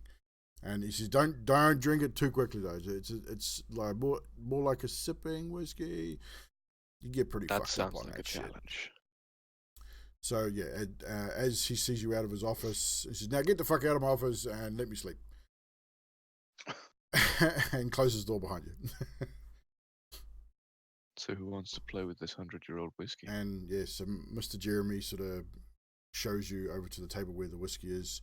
There's also a guild writ that you can carry on your person, so you can add that to your inventory as your notes, which is actually a small piece of parchment with the guild seal on it, and just a small legal jargon, just basically saying that you have the right to adventure within the lands of Paradym, blah blah blah. It gives all the information about the guild and stuff. So if you do get questioned and you show your tattoos, some may question the tattoo on occasion. The writ is just a double check. so don't lose it. Sweet. I look at Jeremy and say, "Would you like to join us for a drink?" He looks at you, looks at the bottle, looks at you, looks at the bottle, and just silently shakes his head and walks away. He's not stupid. He's had that before. Pour us around. So you guys all sit in the guild hall and have a drink. Sure do. All right. So Alessandros, Gillian he says to you as she goes, Alessandros, you haven't really had a drink at all since I've been with the party. Are you going to join us in a drink to celebrate our success in joining the guild? One or two, but no more. One or two? Well, it's only a single bottle, so you're probably only going to get one or two shots, or say doubles each. Probably. That's cool. Just one or two. So that's awesome. And Gillian says, "Well, let's have a seat and celebrate our newfound family, I guess." Sweet. So who's pouring? I'll pour. So Aslan, you sit out the shot glasses, and the shot glasses are more like tumblers, so a little bit bigger than a shot glass, but not quite as big as a tumbler. Perfect. So they're perfect size for, like, the bottle. You'd probably get 2, maybe 3 of these glasses each out of it. So you pour the first Is round. there any ice? No ice. Jeremy sort of looks up and looks at you and giggles a little bit and just shakes his head. Head lifts up his glass, mug, cup. What is it? Steel, tankard, wooden? I'd say probably horn, almost like a mini horn. It's been it's probably more of a horn than a tankard or a steel cup. I think that description. Probably how they've sort of cut down the horn and make it look like a cup. So it's yeah, I know the type. Head holds up the makeshift tankard and just breathes a puff of his breath at it to cool the cup down, cooling the whiskey inside. Does he do it to everyone's cup or just his own? If they want, he'll do it to them all. I look at him and think that's a pretty good trick. So everyone raises their cups and Hit does his thing. Are we ready? 3, 2, 1. I don't do a full ice blast, just a... Yeah, done. So we got icy cups. Does anyone want to make a toast? To us Before we're down. adventurers, may we be like a team for good. Gillian pipes up and goes, "Hit's band of fools." Yep. And I puts his cup up. I don't think I'm the leader. Just saying. I think the group have chosen you. I believe we all follow Aslan. And Gillian again says, "Well, it's what you wrote on the wall.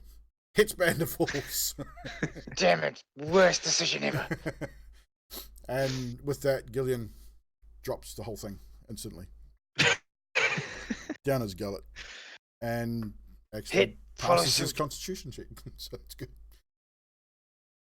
So does everyone down the full cup? Mm-hmm. Yeah. Everyone roll a Sure do. constitution saving throw. Uh-oh. Gillian downs his, he sort of wow, but manages to keep it. So keep it down. Mine comes straight back up again. What did you roll? 5? A 5. No, Maris, it doesn't come back up, but it burns. It tastes good, but it burns, and you start coughing and spluttering and wheezing. And you slam the cup down there, and it's like both hands on the table, just coughing and go, "Oh my god!" Wow. Alessandros, what did you roll? I've got an 18. 18. Surprisingly, because Alessandros hasn't been drinking all that much since the first incident that you guys had when you first banded together, she slams this down and cup on the table and just looks across the table at you guys, putting it out in front of the bottle ready for the next one. Not even a flinch. 80. Aslan, sorry, yeah. 18 as well. Mhm. Same with you. You love your whiskey. Again, down the hatch, slam the cup on the table, Pick the bottle up, ready to pour Lock the next one. eyes with Alessandris. Hit, what did you roll? A solid 10. Solid 10. You manage, okay, you're much like Gillian. You down it and sort of go, that's good stuff. But you respect a good whiskey. Next cup. The next round. Next round. Let's pour the next round. Everyone roll Constitution again for the next. Gillian once again. Gillian once again downs it. Didn't even think about it. Didn't even bat an eyelid this time. Rolled a natural 19. And Namaris, what did you roll? 16. 16. This cup goes down a bit better than the last. You've got a taste for it. You know what you were expecting. It still burns. 18, sorry. Either way, it still burns. You don't flinch this time though, because you definitely expected what was going to happen. Alessandris.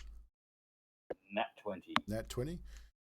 Alessandris locks eyes with Aslan, grabs that cup and just downs it. Not a movement. Just a thick swallow and nothing. No wheezing, no coughing, nothing at all. Aslan? 22. Same thing. Locked eyes. You're both just in a mad drink off at the moment. Downs it, slams the cup back down. Not a flinch. And Hit?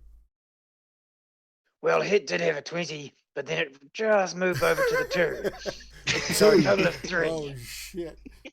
Yeah, Hit, you down the second cup and you cough, and for the first time in your entire life, you belch fire, singeing the eyebrows of Gillian. It's impossible. I tell you, it's impossible. Whiskey's good stuff.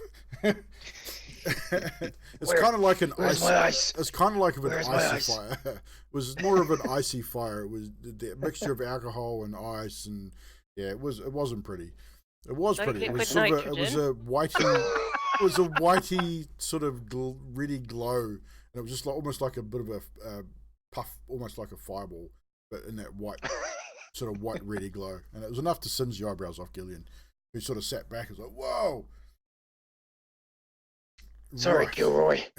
We have one round left. This will be the last of the bottle. One more The round last each. round. Picking up a new dice. So roll your constitutions once more. Another nat 19 from Gillian. He slams it down, puts his head up, closes his eyes, and then slams his cup down on the table. And he goes, "To family," as he does so. Nemaris. I got a 21. And that third one goes down like a charm. It's warm. It tastes great. You feel awesome, and you feel like you've accomplished something.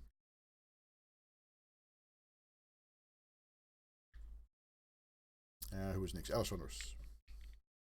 Now, do I take the second drink or do I take the roll? Take the roll. It's the last Nat one. one. That one. Oh shit. Poor old Alessandros. wait. She drops the third cup and Oh no. stare at, like, still locking eyes with Aslan, and then sitting there. Aslan, you notice it first before anyone else does. Her eyes just roll back in her head, and she sits bolt upright Here's the kicker. and then just falls backwards. Am I fast enough to catch her? Make a dexterity check at disadvantage. The That'll be a kicker is 10 that then. I may have also Ow. rolled a nat 1. I tried! You take 2 points of bludgeoning damage as you hit the floor, falling backwards off your seat. And Amaris missed you by a mere inch, trying to catch you as you fell. Azalan, did I hear a nat 1 also? Yes, you did. Azalan, This is a first for me. the same thing happened. You guys watch this as they both drink simultaneously, and they both slam their cups down at the table, and then looking directly at each other across the table, they both sort of sit up very slowly, and then their eyes roll backwards, and they both just fall back off their chairs. Is anyone attempting to catch Aslan as he falls? Can I grab for him as well? You're on the opposite side of the table. So Hit Hit. and Gillian would probably Head be will closest. just let it happen. Hit's going to let it happen. Gillian will attempt to stop his fall. Fails. Misses. So yeah, Aslan, you also take 4 points of bludgeoning damage. As you hit the floor with the back of your head on the stone floor, you both pass out with this third drink. Oh, looks painful. Hit, your final roll. After belching that ball of frost and fire, I must have summoned up some courage because I got a 16. 16. Yeah, that last glass, it was good. It stayed down, made you nice and warm, and you're a little bit shocked to have any kind of fire in your breath at all, but kind of impressed with yourself at the same time. And then seeing the other two fall down. You sort of look, and the rest of you just burst out laughing because, I mean, you were warned. You were warned not to do it. But you burst out into laughter, and a good time was had by all except for the two that's passed out. Can I just pick up one or both of them and biff them over my shoulder and try and find somewhere to lay them down so that they can recover? Yeah, what we're probably going to do is we're probably going to end the story here tonight because Aslan does have to go. It's probably a good point to end it. But yeah, so make a strength check if you want to pick them both up. If you only want to pick one up, no strength check will be required. 18. Yeah, you pick them up, one on each arm. You pick them up, throw them over your shoulders, one on either side. And what are you going to do with them? I know that there's beds here somewhere, so I'm just going to go and put them in a bed. Jeremy sees what's happened, and sniggering, he walks over to you, goes, "Follow me, lass. We got beds out the back." He takes you out the back. They might need a bucket each as well, just judging by the way they flop. We'll just wash out the room later. It's fine. So Jeremy leads you up a small staircase at the back of the guild hall, up to the first floor. What time of the day was it, DM? You probably, by the time you got to Valond and got through the identify process, and now it would have been early evening. So okay. Maybe around dinner time-ish. Aslan, so, would you have an issue? Oh, he's knocked out, but would he have an issue if we do a little bit of shopping for 10 minutes after he goes? I don't see that'd be a problem. He's passed out. So Excellent. Alessandros and Aslan are passed out for the night. They are done. I'll take that opportunity to make my leave then, so I do need to get going. Awesome, Aslan. Cheers, buddy. Cheers, Neon. We'll catch you in 2 weeks, bro. Sweet, man.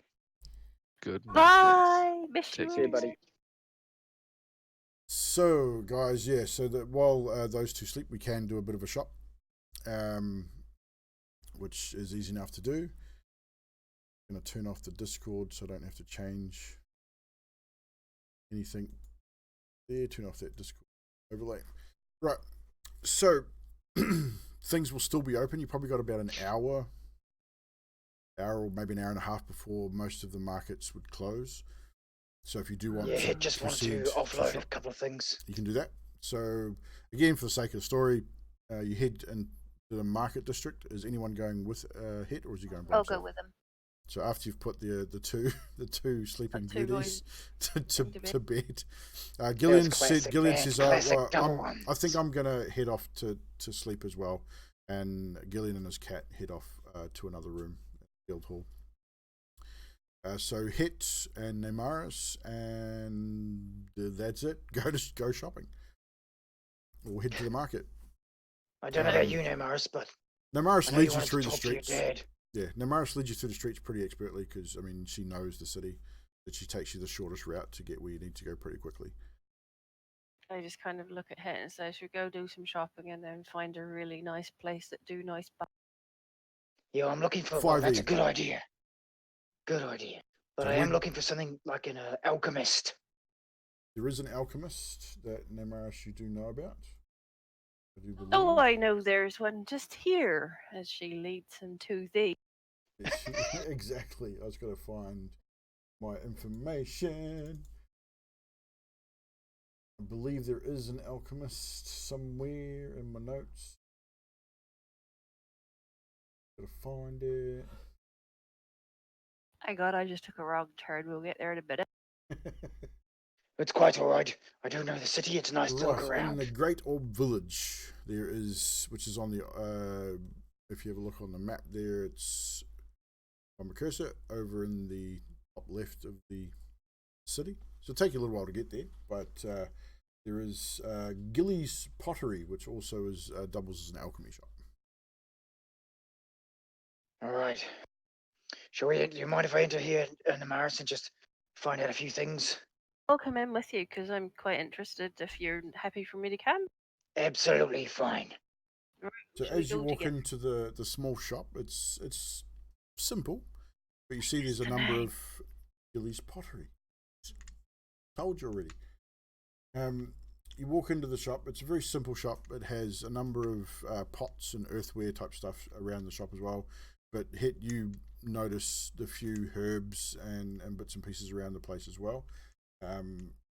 And you see a female human who is short. She's stoutish. She's not fat, but she's not really thin either. Long dark hair tied into a plaited ponytail, which comes down just past her butt. Wearing a simple green dress with an apron, which is covered in clay and bits and pieces. She's definitely been busy and working. She hasn't noticed you. Hello, lady. Excuse me.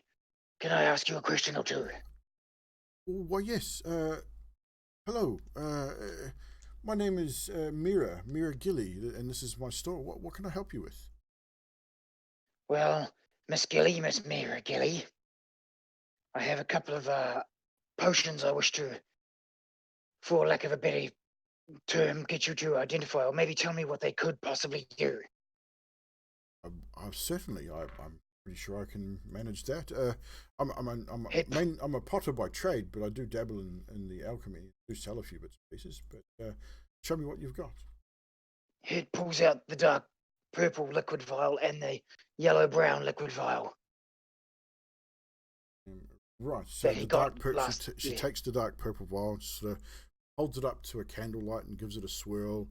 Sort of pops off the lid and gives it a bit of a smell, and dips her finger in it, gives it a bit of a taste.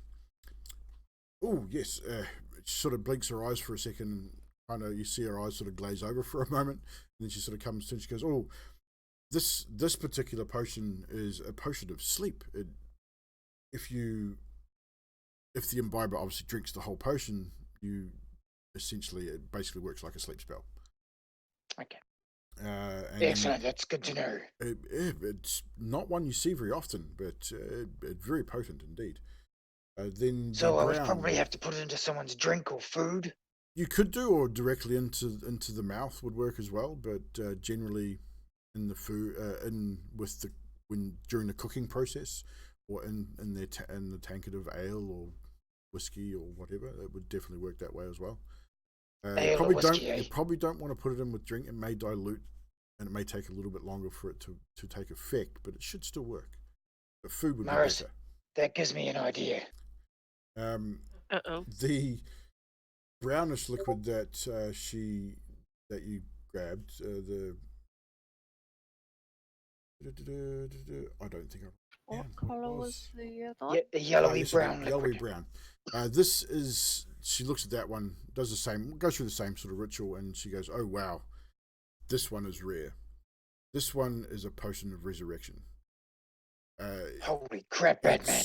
And her eyes are wide. She says, "I've only ever read about this. I've never seen it, but I'm amazed you found it. I mean, where did you find this?" Just Well, if you I don't was mind just me asking. strolling through the woods one day when up through the ground came this liquid, and I just bottled it. Oh shit. So what she tells you it does, when you administer this potion to a creature that's been dead for up to an hour, this is why it's so rare. Normally, even with a revivify spell, they can only be dead for a minute. But they must obviously roll a Constitution saving throw. If they succeed, they return to life with half their health, half their maximum HP.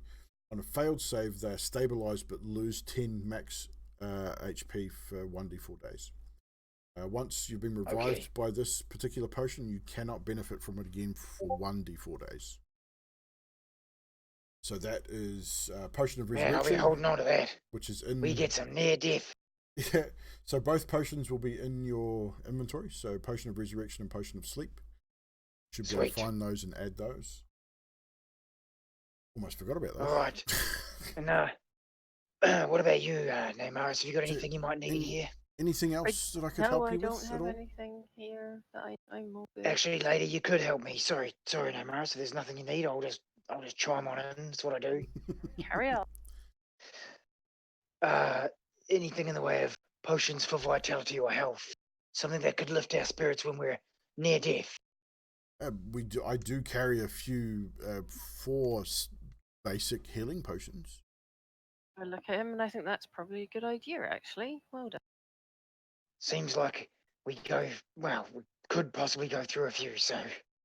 I don't carry many, but I do have 4 that I could sell you if you wish. How much is that doggy in the window is what I'm asking.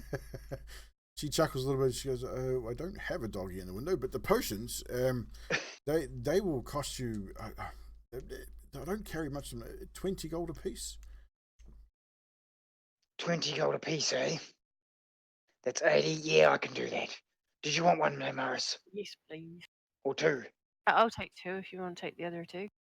So do you want do you split the cost, or is Het going to cover it? You can split the cost. So are you happy to split? I can pay for it if you want. I'm happy to split it. So deduct 40 gold each, and add 2 healing potions to your inventory. The 2d4 plus 4 ones, standard healing. Thank you. You're welcome. I'll just add it. Is there anything else that I could help you with this evening? I am getting ready to close. I don't mean to rush you, but sorry to hold you there, lady. Sorry to hold you. There was one more thing I'd like to ask. Yes, sure, certainly. A little package that might help stabilize someone, like a healer's kit. Do you have any of those? We do have a healer's kit. I only have one of those left, unfortunately, but I do carry them. That will I can give you that for 5 gold. Not very 5 gold it expensive is. to make. I will take that. Thank you very much. You're quite welcome, and thank you for choosing my humble shop. Excellent. And Het starts to head out. I look at Het and I think, I wonder, shall we go and see? I'm kind of tempted to see if I can grab a tent. Don't you already have a tent? Oh no, wrong campaign. Nope. Wrong campaign. Wrong campaign. Probably a good idea. Mira waves goodbye as you leave the store. Thank you again, and Bye, don't hesitate Mira. to come back. I do restock as often as I can. Yes, thank you, Lady Mira. So where will we go? I'm trying to think now. Where am I going to take you for this tent? Basically, any general goods, blacksmith, any general store in the city, in the market would. I think we'll go to the general store because I know it's right next to the beautiful bath. Aye. Hart's Village. No, not Hart. King's Arch Village would be where you'd probably find a weaponsmith that would carry the materials in that tents. Well, they would carry some survival equipment. It's a good idea because I've got a staff I picked up that I want to sell off as well. A couple of small bits and pieces. They would definitely buy and sell equipment. Lead the way. So Neymaris leads you to Enderon's Armaments, which is EARDRIN. So Edrin's Armaments. All right. And Edrin is a male human. He was an adventurer, retired, so he's an older gentleman. He's wearing typical blacksmith gear, and as you walk into the front of the weaponsmith, again, you can see armor, a few weapons, packs, such things, and indeed bedrolls and a few tents and bits and pieces in his stock. Would I have got quite a lot of stuff from him in the past? No, most of your stuff would have come through the barracks. Through you would have been given it. A lot of stuff you never had to actually buy as being part of the city guard. You know Edrin. You've had dealings with him. You've had weapons probably sharpened and probably repaired here. I mean, you have had dealings with him, but not a lot. Good evening, Eardren. We're just here But to as you walk in, buy a couple of bits. you got the front part of the shop where you walk through all the bits and pieces are, and it's all open, and Edrin's on the forge still. He's working away. You can hear him sort of ting, ting. It looks like he's making a short sword of some description. It sort of looks up and sort of gives you a wave and as to say, I'll be right there, and sort of hits it a couple more times, and then he picks up the tongs and quenches it in the bucket next to him. Steam all up through the forge, and his face is all covered in soot and sweat. As I say, he's an older gentleman, probably in his late 40s, early 50s. Graying, short graying hair, wearing a blacksmith apron and boots and trousers. No shirt, just the apron over top. Fairly well built for someone of his age too. I mean, obviously spends a lot of time at the forge with weapons. There's definitely not very. He's not portly at all. He's spent a lot of time working physically. Yes, how can I help you? My name's Edrin. Oh, I recognise you. I've seen you here before. We've sharpened some of your weapons, I believe. Neymaris. Neymaris, that's correct. I remember now. What can I help you with? Anything in I'm particular? Hit. Pleased to meet you, sir. We don't get many Dragonborn in these parts. Are you from Vallond, or are you travelling, visiting maybe? A rock fell out of the sky and I got out of the rock. Just visiting. Just visiting? Okay, Rockfellas. We've not had any rocks here for quite some time, I'm sure. Nonetheless, pleased to meet you. What can we do for you? Anything in After you, particular? Neymaris. Oh, I'm just after a tent, please. A tent? Sure. Mm-hmm. What size tent? Well, I mean, we do 1 and 2 person tents. Don't really do much bigger than that. But How much is it for a 2-person tent? oh, they're very simple. I mean, canvas tent with a few poles and guide ropes. Because I don't know. I look at Hit and I kind of. He's quite big. 10 silver, maybe. Oh, can I have 1, 2, 3, 4? Can I have 5? Well, Good 5. idea. I was going to get one for Ellie. Oh, I've got one. I'll get one for all of them.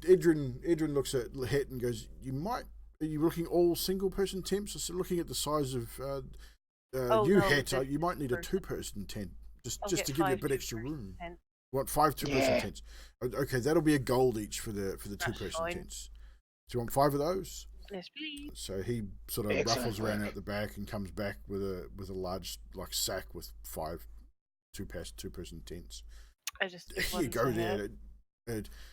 If you ever need them repaired, if you ever get ripped, bring them back, and we're quite happy to do the repairs as well at a reasonable cost.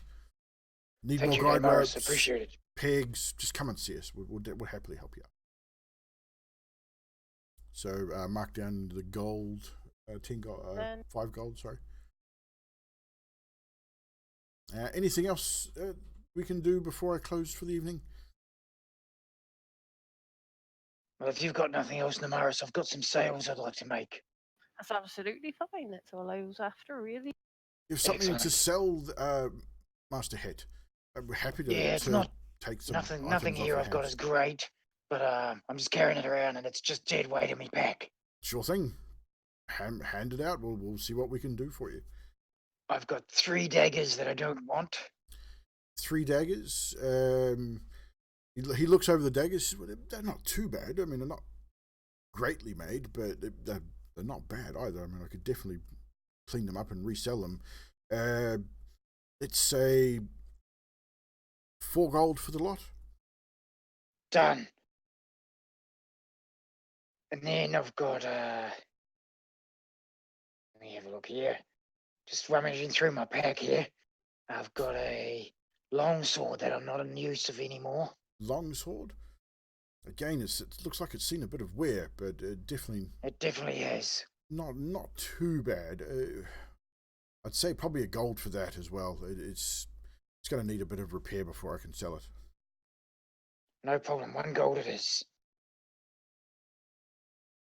And then I've got a quarterstaff that I picked up not so long back. A quarterstaff? Not a big market for quarterstaffs. I mean, they're very easily made. Maybe 10 Yeah, who silver. wants a quarter one, right? Yeah, 10 silver is probably about the best I could offer for one of those. 10 silver? Okay, no problem. I'll take that. And that's about me. I don't think there's anything else I need to say at the moment. Not a problem. Thank you, sir. And what he does notice, as you sort of rummaging through your pack, he notices your loot and notices the steel strings. As the sort of the firelight sort of catches it, he goes, "Your loot, does that have steel strings?" Actually, that's a good point. Thank you, DM. That's a good point. Do you happen to make these strings or know of someone who does? I've never made steel string per se, but we do make a thin wire. The thinnest we make is looks like probably the thinnest you have on your loot there. I mean, I could definitely spend some time if you're willing to wait a few 2 or 3 days. I could probably make you a full set. I'd need to have a quick look at the loot and get the rough diameters of each string, and I could probably make you maybe 2 sets depending on the length of each string. But I'd need probably 2 or 3 days. How much would a set cost me? If it's just basic steel, we could probably, looking at these strings, they're fairly simple. I reckon I could make something a little bit better. Maybe have a steel windings over top of an existing steel wire itself, make it a little stronger. Let's say 10 gold for a full set. Take me 3 days. I tell you what, you make me 3 full sets, however long you wait, and you name them hits 5150s, and I'm sold. So 3 sets. I write this down. 5150s. Not a problem. We'll call them hits 5150s though. Yep, hits 5150s. I can do that. It's probably going to take me about the best part of a week for 3 sets. And I'll throw in an extra gold on each set. So you're charging 10 gold a set? 10 gold per I'll set? give you 11 gold a set if you call them hits 5150s. Be big on the market if you put them on all loots. I can do that for you with great pleasure. I've always wanted to expand into other things outside of just basic weaponry. So I would be pleased to give this a go. And I guarantee you, these strings will not break as often as the strings you currently have. I'll tell you, I'll let you know after I use the first one. Pretty hard on these strings. So I appreciate that. Not a problem. He has a look at the loot and he sort of gauges the width of each string and roughly the length that he's going to need and sort of how it's attached and sort of makes a few sketches on a piece of parchment. And it takes him about 10 minutes to make the appropriate sketches and measurements, but then rolls that up and pops it inside his apron pocket. Is there anything else before we close for the evening? Don't need anything... Actually, salts and there is one daggers, more. maybe something else, I'm not sure. Your metal work, right? Yes, I do. Do you make flasks, like with a lid, a stopper, something that's better than a water skin made of metal? I've never made anything like that, but leave it with me. Give me that week with the strings, and I'll see what I can come up with design-wise. We may be able to... If you design one, I want to buy 5. You want to buy 5? One for each of me mates. We'll definitely put some thought into that and see what I can come up with. So come back when you pick up strings and check in with me, and we'll see what sort of progress I've got. But I'm thinking Hit lifts up his sleeve and says, and I want this branding on each of the flasks, if you can do it. Oh, the Order of the Black Lion, of course. The engraving won't be an issue. We can engrave that on anything, weaponry, shields. We could probably even engrave it on your loot if you like. No, leave the loot alone. To be fair. That's fine. It's just a suggestion. And while I'm looking at him, I'm thinking, oh, yes. And I kind of pick up my great axe and look at it and think, actually, could you just give this a bit of a polish and a sharpen for me, please? Sure. It would take. You'll have to drop it off and pick it up tomorrow, but I can take That's that and absolutely fine. give it a polish and a sharpen for you. Not a problem. No problem. I'll Thank even you do very it much. free of charge. Oh, well, thank So, you. I mean, you've sold some stuff, you've bought some stuff. It's all good, free of charge. It's a sharpen and a polish. A drummer. I'll get one of the young lads to do it. Thank you, Adrian. You've been much help. Thank you, Appreciate Master that. Head and Miss Namaris. Happy to be of assistance. Come back anytime. I mean, always happy to help. Right. Now I think we need to go and find the Turkish baths or the Ballon bath. The blonde. I mean, you probably have your own bath at the Arcanist Potter anyway, because that's We where you've probably lived. do. So But you have I your want own one that bathhouse. I want somebody to be washing my and pampering me like a girl. There Once. probably is one in Valond. I don't have one written down for it, but we can make one. All right, well, we'll go back to the Arcanist Potter room and use one.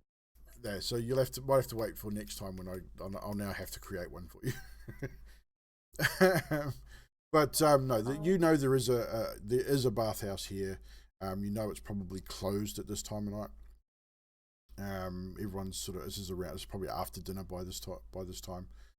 So you'll probably have to wait until tomorrow for your bath, but you have your own bathhouse at the Arcanist Potterum that you have access to. So I'll just have to make do with one of those for tonight then.